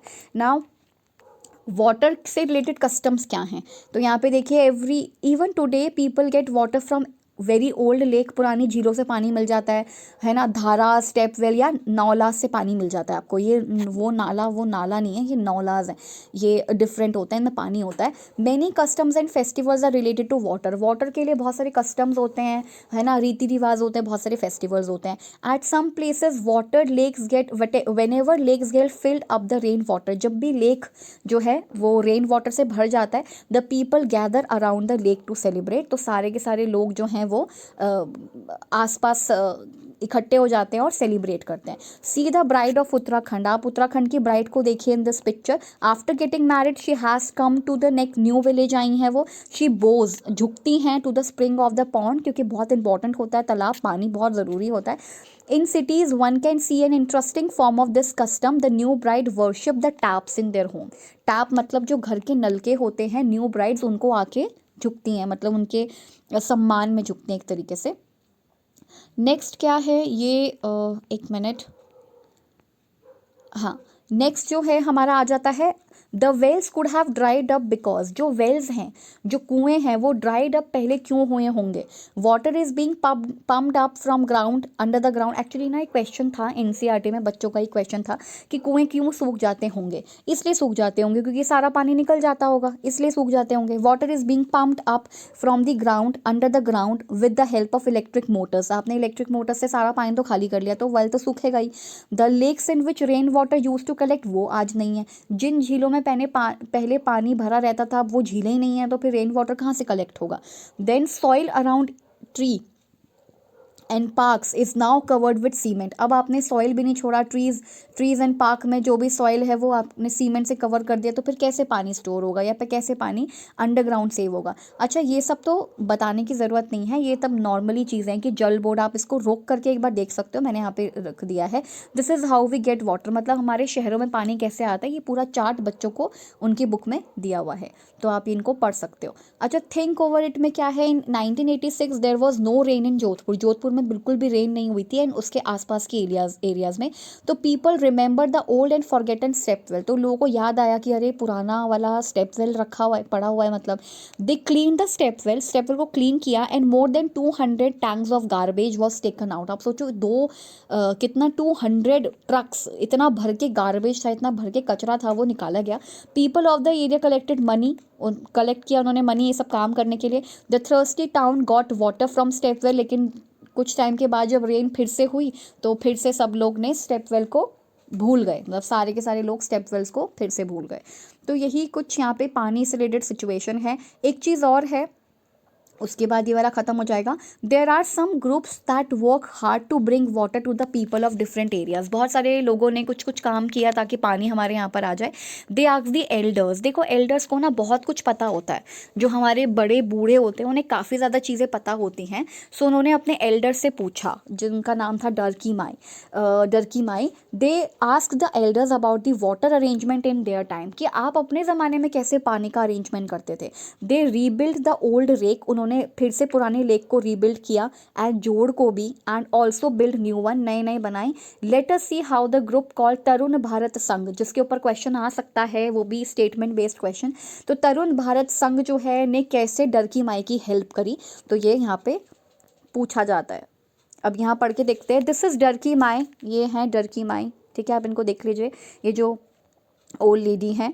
तो this is Darki Mai, she lives in the village of Alwar, district of Rajasthan. आपको पता है, नाम से पता चल गया होगा, पानी की बहुत ज़्यादा कमी है यहाँ पे।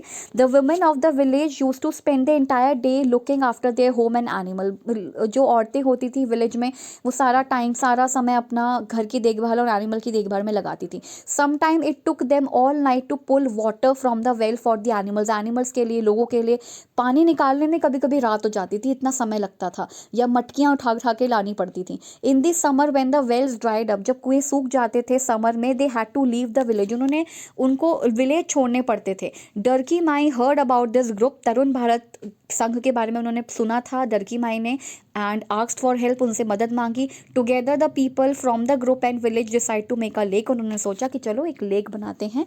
People, the problem of food and water for animals is now less, अब कम प्रॉब्लम्स हैं पानी और खाने को लेकर के, एंड लोगों को ज़्यादा मिल्क मिल पा रहा है, क्योंकि एनिमल्स खाएंगे पिएंगे तभी तो मिल्क मिलेगा। They have started earning more, और वो अच्छा अपना कमाने भी लग गए। इवन आपको मैं एक बात बताती हूँ कि राजस्थान में वाटर ब्राइड्स होती थी, ठीक है, होती थी वाटर ब्राइड्स। आई थिंक आज भी शायद हो सकता है ये वाला सिस्टम। राजस्थान में जो आदमी थे वो 2 शादियाँ करते थे, क्योंकि एक वाटर ब्राइड होती थी, एक अगर घर पे रुकती थी तो एक पानी लेने जाती थी, वो भी बहुत दूर, फिर वो आती थी, फिर वो दूसरी जाती थी, तो कई बार शादी इसलिए भी हुक करते थे। तो ये वाटर ब्राइड्स होते हैं। नाउ नेक्स्ट इज डेड सी, जिसके अंदर हम पढ़ने वाले हैं कुछ इंटरेस्टिंग फैक्ट, और एक दांडी मार्च के बारे में पढ़ेंगे जो गांधी जी ने किया था। चलो, all the oceans and sea have salty water, सभी ओशंस और जितने भी समुद्र और पानी वाले एरियाज हैं, समुद्र हैं और सागर हैं जिनको हम कहते हैं, वहाँ पे सॉल्टी वाटर है। The saltiest of all is Dead Sea, Dead Sea सबसे ज़्यादा सॉल्टी है। अब आप पता करना कि ये है किधर, कहाँ पर पड़ता है, लेकिन डेड सी जो है बहुत ज़्यादा सॉल्टीएस्ट है। कितना सॉल्टी है, अब आप इमेजिन करो 300 ग्राम सॉल्ट 1 लीटर ऑफ वाटर में अगर हम डाल दें, उतना सॉल्टी है, ठीक है, उतना ज़्यादा सॉल्टी है। Would you able to even taste such salty water, तो हम इतना सॉल्टी वाटर तो टेस्ट नहीं कर पाएंगे। It would be very bitter, बहुत कड़वा होगा। Interestingly even a person does not know how to swim, she would not drown in this sea, मतलब जिसको अगर स्विम करना भी नहीं आता वो भी इसमें आराम से ऐसे कर सकता है, मतलब जिसको स्विम करना भी नहीं आता वो भी डूबेगा नहीं यहाँ पे, ठीक है। She would not drown in this sea, she will float in water as if she lying down on it, कि मतलब आप उस पर लेटे हुए हो ऐसा लगेगा। Remember the lemon you floated in a salty water, तो ये वाला एक्सपेरिमेंट तो हमने किया नहीं था, आप लोग करके देख सकते हो, बट इतना टाइम नहीं है करने का। नाउ आ जाओ दांडी मार्च। 12 मार्च को, if I am not wrong, 12 मार्च था या 12 अप्रैल था, ये तो मुझे थोड़ी सी आई थिंक 12 मार्च है या अप्रैल, आप देख लीजिएगा। तो 12 मार्च है मेरे ख्याल से। 12 मार्च को गांधी जी ने ना यात्रा करी दांडी की, अपने साबरमती आश्रम से 3 हफ्ते तक की यात्रा करी उन्होंने, दांडी पहुंचे वो, और वहाँ पे उन्होंने नमक बनाया। सो यहाँ पे लिखा है this incident took place in 1930 में हुआ था, बिफोर इंडिया बिकेम इंडिपेंडेंट, जब इंडिया इंडिपेंडेंट भी नहीं हुआ था, क्योंकि वो तो 1947 में हुआ है, जबकि ये बात 1930 की है। For many years the British had made a law that did not allow people to make salt themselves, कि आप लोग खुद अपने घरों में घरेलू इस्तेमाल के लिए, डोमेस्टिक यूज़ के लिए आप सॉल्ट नहीं बनाएंगे। ये भी चैप्टर मैंने कुछ टाइम पहले अभी बच्चों को पढ़ाया था, तो ये भी मैंने चैप्टर अभी कुछ टाइम पहले पढ़ाया था अपने स्टूडेंट्स को, 12th क्लास वाले, तो वही सब दिखा। एक्चुअली एक फ़ोन आ गया था बीच में, तो आई हैड टू स्टॉप। हाँ, तो यहाँ पे लिखा है क्या कि British had made a law, Britishers ने एक लॉ बनाया था कि मतलब जो अलाउ नहीं करते थे कि आप खुद से सॉल्ट बनाइए। They had also put a heavy tax on salt, और अगर आप उनके शॉप से सॉल्ट लेना चाहोगे ना तो बहुत ज़्यादा आपको महंगा मिलेगा, और उन्होंने बहुत टैक्स लगा रखा था। By this law people could not make salt even for use at home, आप अपने घर में भी यूज़ नहीं कर सकते सॉल्ट को। How can anybody live without salt, कैसे कोई बिना सॉल्ट के रहेगा। तो गांधी जी ने कहा how can a law not allow us to use freely what nature has given, तो उन्होंने बोला कि जो चीज़ हमें नेचर ने दी है वो हम कैसे इस्तेमाल नहीं कर सकते। तो इसलिए Gandhi ji with several other people वो अपनी यात्रा पे निकल पड़े, एक लॉन्ग वॉक पे, अहमदाबाद अपने साबरमती से Dandi seashore in Gujarat, to protest against this law, इस लॉ से इस लॉ को प्रोटेस्ट करने के लिए निकल पड़े। और उन्होंने वहाँ पे फिस्ट फुल सॉल्ट भी बनाया, मुट्ठी भर नमक भी बनाया। Do you know how salt is made, कैसे बनता है। The sea water is collected in a shallow beds dug in sand, मतलब सैंड में थोड़ा सा गड्ढा करते हैं वो, शैलो बेड मतलब हल्का सा बनता है, वाटर के इवेपोरेट होने का वेट करते हैं। Water is allowed to dry in the sun, after the water dries the salt remains on the ground. तो जो सॉल्ट होता है वो ग्राउंड पे आ जाता है, आप उसको उठा सकते हैं। तो ये ऐसे बनता है salt. Now you have been given some mishri pieces, आपको कुछ मिश्री दी जो हमें मोस्टली उसमें मिलती है ना, प्रसाद में मिलती है जो मिश्री, या फिर शुगर के लम्प्स दिए आपको। Suggest some ways to dissolve them quickly, आप उनको कैसे क्विकली डिजोल्व कर सकते हो। ये यहाँ पे क्वेश्चन था तो मैंने इसका आंसर लिख दिया कि गर्म पानी में कर लो। Follow the steps to dissolve mishri pieces quickly, आप क्रश कर लो मिश्री को छोटे छोटे उसके पाउडर में कर लो। Put it in a water and stir thoroughly, आप उसको हिलाते रहो, जो आपने वाटर के अंदर वो जो मिश्री डाली है उसको आप हिलाते रहो। गर्म पानी में करोगे तो और अच्छा है। You can also warm the mixture on a flame, आप उसको मिक्सचर को फ्लेम में कर सकते हो। Water evaporated and turned into vapour, तो वाटर जो है मतलब ये एक्स्ट्रा लाइन लिखी हुई है कि वाटर जो है वो इवेपोरेट होके वेपर्स में बन सकता है, भाप बन सकता है मतलब इवेपोरेट होके। नाउ 39th पेज पे हम लोग पहुंच चुके हैं। ये तो चलो एक बिल है जो मैंने लगाया है नेट से देख के, कि क्योंकि हम पानी से रिलेटेड चैप्टर पढ़ रहे थे तो पानी का ही रिलेटेड चीज़ें हैं यहाँ पे। मतलब ये कैसा दिखता है तो आप उसको स्टॉप करके देख सकते हो। अब है treat for mosquito, very important chapter, cinchona के ऊपर क्वेश्चन आता ही आता है हमेशा। Now a treat for mosquito है taking the blood on a glass slide. अगर आप इस ग्लास स्लाइड पे अपना ब्लड लोगे, ये ग्लास स्लाइड है, जब चेकअप होता है तो ऐसे ही होता है, ब्लड टेस्ट होता है तो taking the blood on glass slide for test malaria which spreads through female mosquito. तो आपको पता चल गया कि मलेरिया कैसे फैलता है, तो एक फीमेल मस्किटो से फैलता है जिसको हम कहते हैं anopheles. In malaria you have fever, बहुत ज़्यादा तेज़ फीवर होता है। मलेरिया स्प्रेड होता है only by disease carrying mosquito, जिस मस्किटो के अंदर डिजीज होगा, जिसने कैरी किया होगा, उसी से मलेरिया फैलता है, उसके काटने से। एंड वो फीमेल एनोफिलीज मस्किटो होती है जो मलेरिया फैलाती है। Now the microscope makes things look 1000 times bigger, microscope से आप कोई चीज़ देखोगे तो आपको बहुत बड़ी दिखेगी। There are some microscopes which make things look even more bigger than मतलब बहुत ज़्यादा, मतलब अलग अलग तरह के माइक्रोस्कोप्स होते हैं, तो आप बहुत अच्छे से मतलब आप छोटी से छोटी चीज़ को भी बहुत अच्छे से देख सकते हो। नाउ यहाँ पे लिखा है high fever, the fever came with bots of shivering. कहने का मतलब क्या है कि जब मलेरिया हो जाता है तो बहुत ज़्यादा तेज़ हाई फीवर होता है, जिसकी वजह से आप बहुत कपकपाने लगते हो, शिवरिंग होने लगती है। Following are some other diseases which can be caused by mosquito bite, mosquito bite से डेंगू भी हो सकता है, चिकनगुनिया भी हो सकता है, फिलेरिया भी हो सकता है। Malaria is more common in rainy season में, मलेरिया ज़्यादा कॉमन है। Mosquitoes get suitable environment to breed during the rainy season में मस्किटो ज़्यादा ब्रीड करते हैं, and hence there are more cases of malaria, इसलिए मलेरिया के ज़्यादातर केसेस जो है वो रेनी सीजन में देखने को मिलते हैं। अब ये टेस्टिंग चल रही है, माइक्रोस्कोप है, और ये taking the blood on the glass slide for test malaria spreads through female anopheles mosquito, तो ये सब यहाँ पे दे रखा है। Now next is following measures being used to prevent malaria, malaria को रोक कैसे सकते हो, कैसे आप मलेरिया को प्रिवेंट कर सकते हो। तो यहाँ पे लिखा है मस्किटो रेपेलेंट क्रीम लगाइए, कॉइल्स लिक्विड या मैट्स रखिए। मस्किटो रेपेलेंट क्रीम हो गई आपके पास, मस्किटो नेट हो गया, वायर मैश हो गया, विंडो पे आप आने मत दीजिए, इतने छोटे छोटे मैश वाले आप लगाइए। कीपिंग द सराउंडिंग्स क्लीन, आसपास का एनवायरनमेंट सराउंडिंग्स क्लीन रखिए। Removing stagnant water from surroundings, आसपास का जो सराउंडिंग यानी कि आसपास का जो पानी है उसको बदलते रहिए या हटा दीजिए जो खराब पानी रखा हुआ है। अब आता है मेडिसिन क्या है मलेरिया के लिए। From early times the dried and powdered bark of cinchona tree, बहुत इंपॉर्टेंट है कि जो सिनकोना ट्री होती है ना, उसकी जो छाल होती है उसको हम निकालते हैं। Cinchona tree was use to make a medicine for malaria. Early times dried and powdered bark, जो पेड़ की छाल होती है उसका पाउडर, उसका ड्राई फॉर्म को यूज़ किया जाता है। Earlier people use to boil the bark powder, यानी कि पहले तो लोग उसको बॉयल करते थे, स्ट्रेन करते थे water which was given to patient, ना उसकी टैबलेट्स भी आ जाती हैं। तो ये सब चीज़ें यहाँ पे लिखा हुआ है, ये आप इसको पढ़ लेना बहुत अच्छे से। एंड ये है क्या कि रजत है, कोई है 11 साल उसकी एज है, मेल है वो, एंड डायग्नोस हुआ है fever with chills and riggers, बहुत ज़्यादा कपकपी एंड बुखार है ठंड की वजह से, malaria parasite found in blood sample. तो ये कुछ यहाँ पे रिपोर्ट्स थी। उसके बाद हम पढ़ते हैं अनीमिक कौन होता है। अनीमिक वो इंसान होता है जिसके अंदर मतलब हीमोग्लोबिन की कमी होती है, अनीमिया कहते हैं उसको।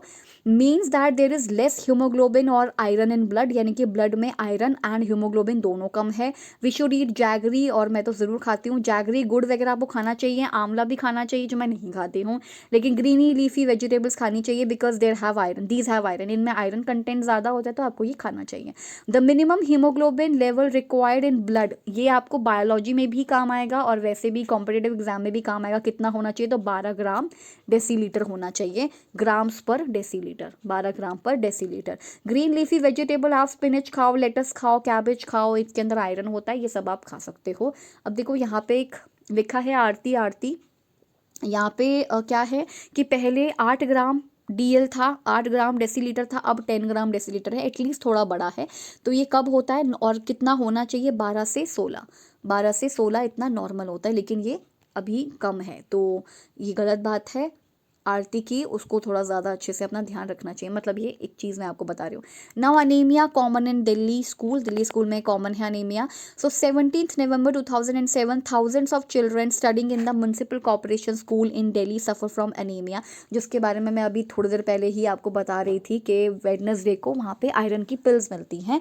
सो this is affecting both their physical, देखो अगर आप शारीरिक रूप से अच्छे नहीं होंगे तो सीधी सी बात है मेंटली रूप से भी आप कुछ खास तो पढ़ाई कर नहीं पाओगे। Due to anaemia children do not grow well, अच्छे से ग्रो नहीं कर पा रहे थे, एंड उनका एनर्जी लेवल भी बहुत ज़्यादा लो था। This also affects their ability to study properly, पढ़ भी नहीं पा रहे थे। Now health checkups are being done in schools and health cards are being made, जैसे KV में जब हमारा होता था तो एक येलो कलर का कार्ड होता था, उसके अंदर पूरा ब्लड टेस्ट तो नहीं होता था पर वेट एंड हाइट का टेस्ट होता था, विजन का होता था कि दिखता है अच्छे से या नहीं, ये सब चीज़ें करते थे।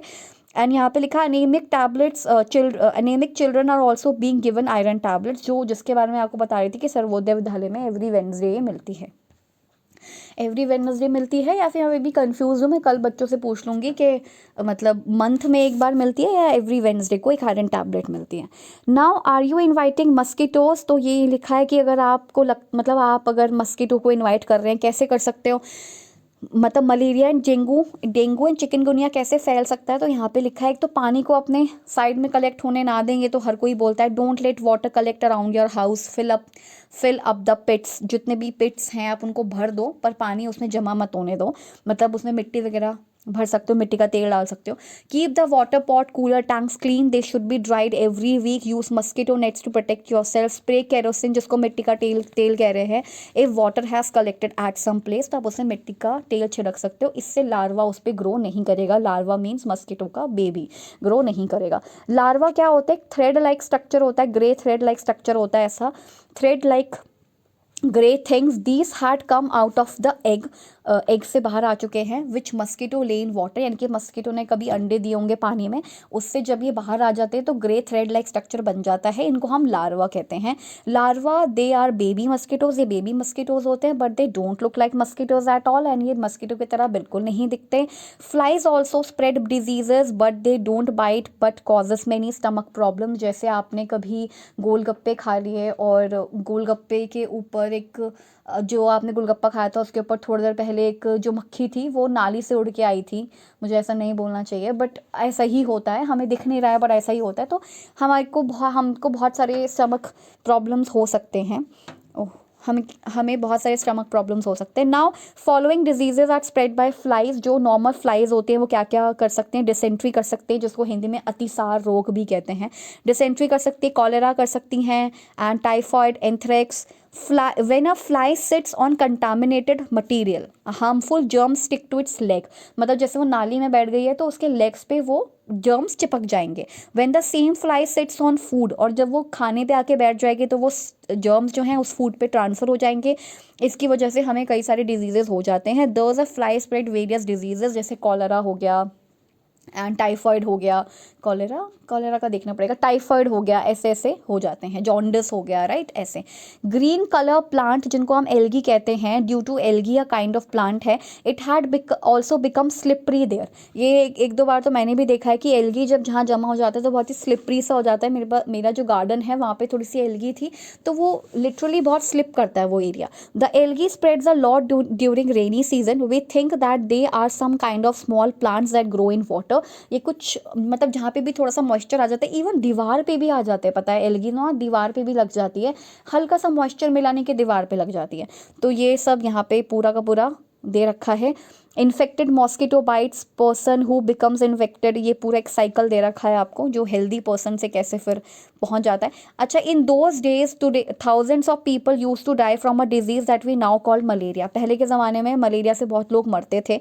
The disease was found in areas where there was a lot of rain. ऐसा तब होता था, ऐसी उन जगहों पे होता था जहाँ पे बहुत ज़्यादा बारिश होती है, और इन स्वैम्पी मीन्स जो दलदली वाला इलाका होता है वहाँ पे पीपल थॉट दैट ये जो इलनेस हो रही है स्कॉट by some poisonous gas that came from the dirty swampy areas. तो उनको लगा कि शायद ये दलदली एरिया से जो बदबू आ रही है या जो बेकार एयर आ रही है, गैस आ रही है, ये वहाँ से है। They gave it the name of malaria which means bad air. तो मैल एयर, मैल का मतलब मैंने आपको बताया ही होगा ना रूट वर्ड्स में कि मैल का मतलब भी होता है बेकार। जैसे मैल न्यूट्रिशमेंट, माल नरिशमेंट हो गया है ना, इस तरीके से ये चीज़ है। और मलेरिया मतलब इल एयर एक तरीके से। नाउ नेक्स्ट है, अब हम 45th पेज पर आ गए हैं और हमें 52 तक पढ़ना है। चलो जल्दी से कवर कर लेते हैं। One doctor had seen tiny germs in the blood of one of the patients. किसी मतलब टेस्ट कर रहे थे ब्लड, तो उस पेशेंट के ब्लड में कुछ टाइनी जर्म्स दिखे। When he observed it under a microscope but he could not understand how these had got into the patients blood. उनको पता नहीं चला कि ये पेशेंट के ब्लड पे आए कहाँ से। They were brownish with spotted wings. When scientists looked into the stomach of one of the female mosquitoes, when they saw something black there. These tiny germs looked like the one that were found in the blood of malaria patient. At last they found that mosquito did spread malaria. कि मतलब जो mosquito होता है उसके अंदर ये चीज़ होती है, और जब वो हमें काटता है तो हमारे अंदर वो चीज़ ट्रांसफ़र हो जाती है। तो वो यही बता रहे थे। Now in December 1902, Ronald Ross got the highest award for his discovery, the Nobel Prize for Medicine 1905. Even as he lay dying, Ross' final last words were, "I will find something new." वो कुछ नया नया ढूंढना चाहते थे, इसलिए उनको Nobel पुरस्कार भी मिला, उन्होंने नया कुछ ढूंढा भी। तो वो यही चीज़ है, आप इसको एक बार पढ़ लेना। इंपॉर्टेंट वैसे नहीं है, बट रोनाल्ड रॉस का नेम इंपॉर्टेंट है। अभी तक जैसे जॉर्ज मेस्ट्रल के बारे में हमने पढ़ा, वैसे ही रोनाल्ड रॉस भी बहुत ज़रूरी हैं।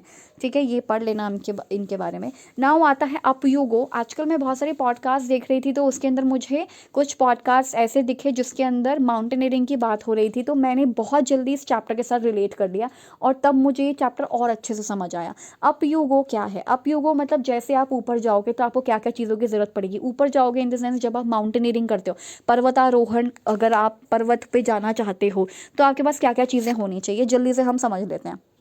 हमें विटामिन सी चाहिए, आयरन की टैबलेट्स चाहिए, hot chocolate milk with our breakfast. मतलब ये ज़रूरी नहीं है, बट हमें एक अच्छा पौष्टिक खाना चाहिए। एक्चुअली जो नरेटर ये कहानी नरेट कर रहा है उसने कहा है कि आयरन की टैबलेट एंड विटामिन सी की tablet and hot chocolate milk हमें ब्रेकफास्ट में मिलता था, so that we could get more energy. ठीक है, why do we need extra energy on mountains? Mountains में हमें बहुत ज़्यादा इंटेंस काम करना होता है, that is why we need energy. Intense का मतलब क्लाइंबिंग करनी होती है। So why climbing the mountains we need to rise against gravitational force. हमें ऊपर की तरफ उठना होता है, that is the reason. We also need to walk on a rough surface, ये भी चलना पड़ता है, that is why we need extra energy on the mountains. और ये कहानी जो है वो बचेंद्री पाल की है। Now Bachendri would become the first Indian women to reach Mount Everest पे जाने वाली जो वुमेन है बचेंद्री पाल है। Bachendri grew up in Nakauri village in the Garhwal area of Uttarakhand में उनका जन्म हुआ था, नाकौरी विलेज में। When she grew older she join Nehru Institute of Mountaineering, Uttarkashi उन्होंने ज्वाइन किया। यहाँ से स्टेटमेंट बेस्ड क्वेश्चन आने के पूरे चांसेस हैं कि बचेंद्री पाल कहाँ पर उनका जन्म हुआ था, कहाँ पर उन्होंने माउंटेनियरिंग ज्वाइन करी थी, उनके गाइड का नाम क्या था, ब्रिगेडियर ज्ञान सिंह था। Bachendri did well in her training, उन्होंने ट्रेनिंग में भी अच्छा किया था। She started to train women in mountaineering courses. 1984 में Bachendri was selected as a team member to climb the Mount Everest, और उनको सेलेक्ट किया गया कि आप 1984 में माउंट एवरेस्ट को चढ़ेंगी। तो ये पूरा उन्होंने सारा कुछ बताया हुआ है। 23 May when Bachendri Pal stepped on to the peak of 8009 metre. यहाँ से क्वेश्चन पहले आ चुका है कि जब 8009 मीटर वो चढ़ी, मतलब जब वो चढ़ने वाली थी, highest Mount Everest also called Sagarmatha in Nepal, Nepal में है, इसको कहा जाता है Sagarmatha. Mount Everest also called Sagarmatha in Nepal, Nepal में इसको सागरमाथा भी बोला जाता है।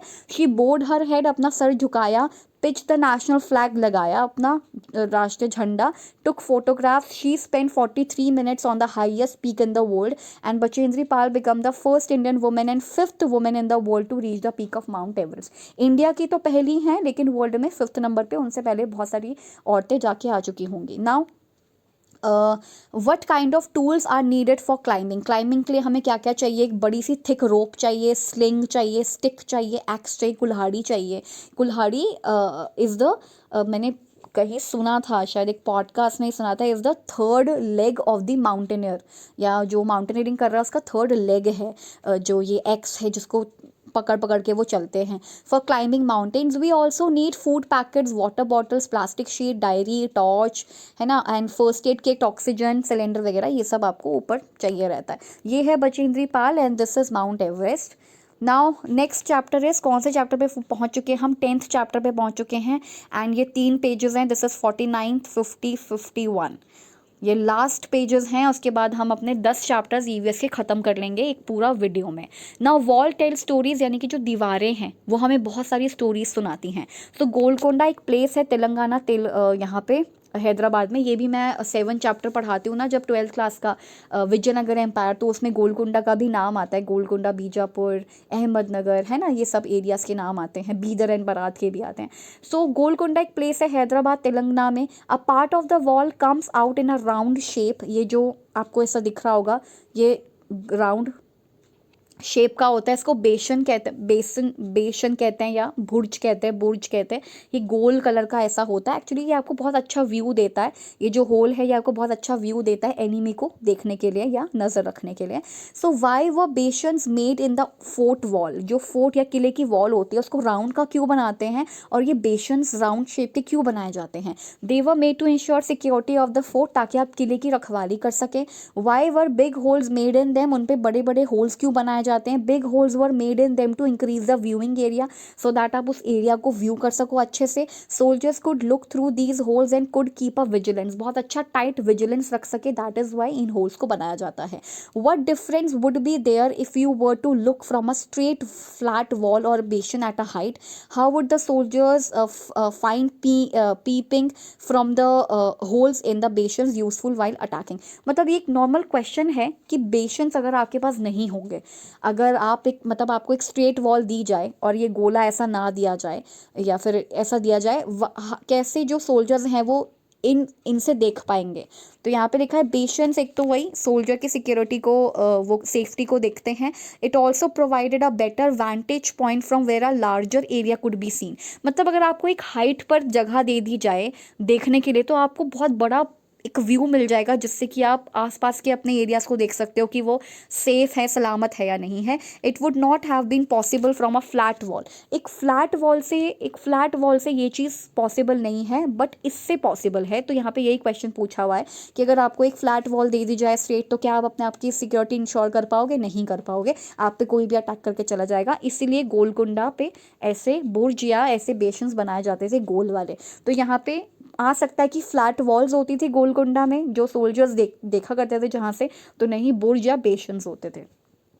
Now next is Qutub shahi Sultan ruled over one after another 1518 and 1687 में। देखो 1518 एंड 1687 में यहाँ पर कुतुब शाही सुल्तान रूल करते थे। वो बहुत सारी चीज़ें पीछे छोड़ के गए हैं। देखो, how would the fountain have worked, fountains कैसे काम करते थे। Fountains would have got water supply from a large reservoir. तो जो फाउंटेन्स होते हैं, जो ऐसे फाउंटेन्स होते थे पानी वाले, वो कैसे काम करते थे, यहाँ से पानी निकल रहा है, कैसे काम करते थे, क्योंकि एक वो रिजर्वियर या फिर एक नहर से, नहीं वो तो कैनाल हो गई, रिजर्वियर से, जलाशय से कनेक्ट होते थे। रेजिवेयर को हम हिंदी में जलाशय कहते हैं, तो उससे कनेक्ट होते थे। अब आप ये वॉल देखो, इतनी ज़्यादा नक्काशी, इतनी ज़्यादा सुंदर इसको बनाया हुआ है, ये सब भी यहाँ पे लिखा हुआ है कि किंगडम्स में ऐसा ही चलता था। वाई दीज अटैक, अच्छा हाँ, ये किंगडम के ऊपर अटैक क्यों होते थे, सोना चांदी के लिए, है ना, पावर के लिए, ये सब के लिए अटैक होते थे। They try to make smaller kingdom as a part of their own kingdom, मतलब वो चाहते थे कि वो किंगडम भी हमारा पार्ट बन जाए, इसीलिए अटैक करते थे। This was done sometimes by friendship, sometimes by flattery, or even by marriage between families. And when and when nothing else work they also attack them. तो जब मतलब अगर शादी हो जाए, जैसे आपको पता है राजा भारमल ने अपनी पुत्री का हाथ जो है वो अकबर को क्यों दे दिया था, ताकि हम उनका किंगडम बचा रहे। तो that is the reason marriage ties बनाते थे। ये पॉलिटिकल मैरिजेस होती हैं जो इनके बीच में होती हैं, सो दैट हमने आपको अपनी बेटी दे दी ना, अब आप हमारे किंगडम के ऊपर तो अटैक नहीं ही करोगे। तो जब कुछ नहीं हो पाता, इन सब से भी काम नहीं चल पाता, तो फिर आप सीधा अटैक भी कर सकते हो। These craving would sorry carvings, not craving, ये जो कार्विंग्स हैं इसको नक्काशी कहते हैं। जो मैंने अभी आपको दिखाया, ये जो कार्विंग्स हैं इनको कहते हैं कार्विंग। ये जो कार्विंग्स है ना, ये क्यों करवाई जाती थी, बहुत सुंदर लगती हैं पहली चीज़ तो, और कैसे होती थी, चिजल से एंड हैमर से। तो these carvings would have been made using chisels and hammers which were made of iron, जो आयरन से बने होते थे। ये एक बिग कैनन है, कैनन का मतलब होता है एक बड़ा सा तोप है ये, ठीक है। Guns and cannons are thing of the past now, पहले के टाइम पे गन्स, बड़ी बड़ी मोटी मोटी गन्स एंड कैनन्स होती थी। These days many countries have nuclear bomb, a single bomb can cause so much destruction. सोचो ये हमें इतना भी नहीं पता होगा, 5th क्लास में बच्चे इतना पढ़ जाते हैं। नाउ ये है copper and tin. Copper and tin from deep mines melted these metals and turn them into beautiful thing, जिसको हम ब्रॉन्ज कहते हैं। मैंने ये हड़प्पन सिविलाइजेशन में पढ़ाया भी था, पहले के हड़प्पन पीपल्स या पहले के टाइम पे कॉपर एंड टिन होता था, उसको मिला के उन्होंने, दोनों को मिला के उन्होंने ब्रॉन्ज बनाया। That is why Harappan civilisation is also known as Bronze Age civilisation. जो सीटेड पेपर 2 की तैयारी कर रहे हैं तो हिस्ट्री में काम आएगा, राइट। तो ब्रॉन्ज कहते थे, और ये ब्रॉन्ज के मटेरियल बने होते थे। Fateh Darwaza, whatever you speak can be heard at the king's place. Fateh Darwaza पे कुछ भी बोलोगे किंग के पैलेस पे सुनाई देगा, ऐसा भी लिखा हुआ है। Even today we can see clay pipes in the walls of the fort. अच्छा मैं आपको ये दिखा दूँ, clay pipe, can you see clay pipes, क्या आपको ये क्ले पाइप्स दिखाई दे रहे हैं? ये पाइप्स किस लिए होते होंगे? सिंपली गंदे पानी को बाहर भेजने के लिए होते होंगे, ठीक है। तो ये क्ले पाइप्स पहले भी बनाए जाते थे। तो यहाँ पे लिखा है, हाँ, even today we can see clay pipes in the wall of the fort. These pipes would have been use to carry water to different places in the palace. Palace में जगह जगह पानी पहुंचाने के लिए क्ले पाइप्स का इस्तेमाल किया जाता था, या गंदा पानी बाहर निकालने के लिए इस्तेमाल किया जाता था। अब museum in Hyderabad, many old items are kept there. Hyderabad के म्यूजियम में बहुत सारी ओल्ड आइटम्स रखी हैं। Many things were found when the place around Golconda was dug. जब भी किसी पुरानी प्लेस को आप डग करते हो ना, खोद के निकालते हो, तो आपको क्या मिलता है? पॉट मिलता है, ज्वेलरी मिलती है, स्वॉर्ड यानी कि बहुत सारी तलवारें मिलती हैं, और ये सब कुछ बता रखा है कि किस तरीके से ये व्हील जो है वो चलता है। इम्पॉर्टेंट नहीं है। ओके, हमारा ये ख़त्म हो गया, यानी कि हमने 10 चैप्टर्स कम से कम ईवीएस के ख़त्म कर लिए इस पूरी वीडियो में। आई होप आपको समझ आए होंगे। नहीं आया होगा तो comment section is always there, और आप उस पर लिखिए कि क्या समझ नहीं आया। जो भी टॉपिक करवाना हो आप वो बता दीजिएगा, एंड कीप लर्निंग। अब मैं वीडियो को एंड कर रही हूँ क्योंकि मैं बहुत देर से बोल रही हूँ, कंटिन्यूसली शायद 1.5 घंटा तो हो ही गया होगा। So keep learning and keep discerning and keep watching my videos. Thank you so much, and career glow को सपोर्ट करें। कुछ भी क्वेश्चन पूछना है तो आप पूछ सकते हैं। Thank you so much.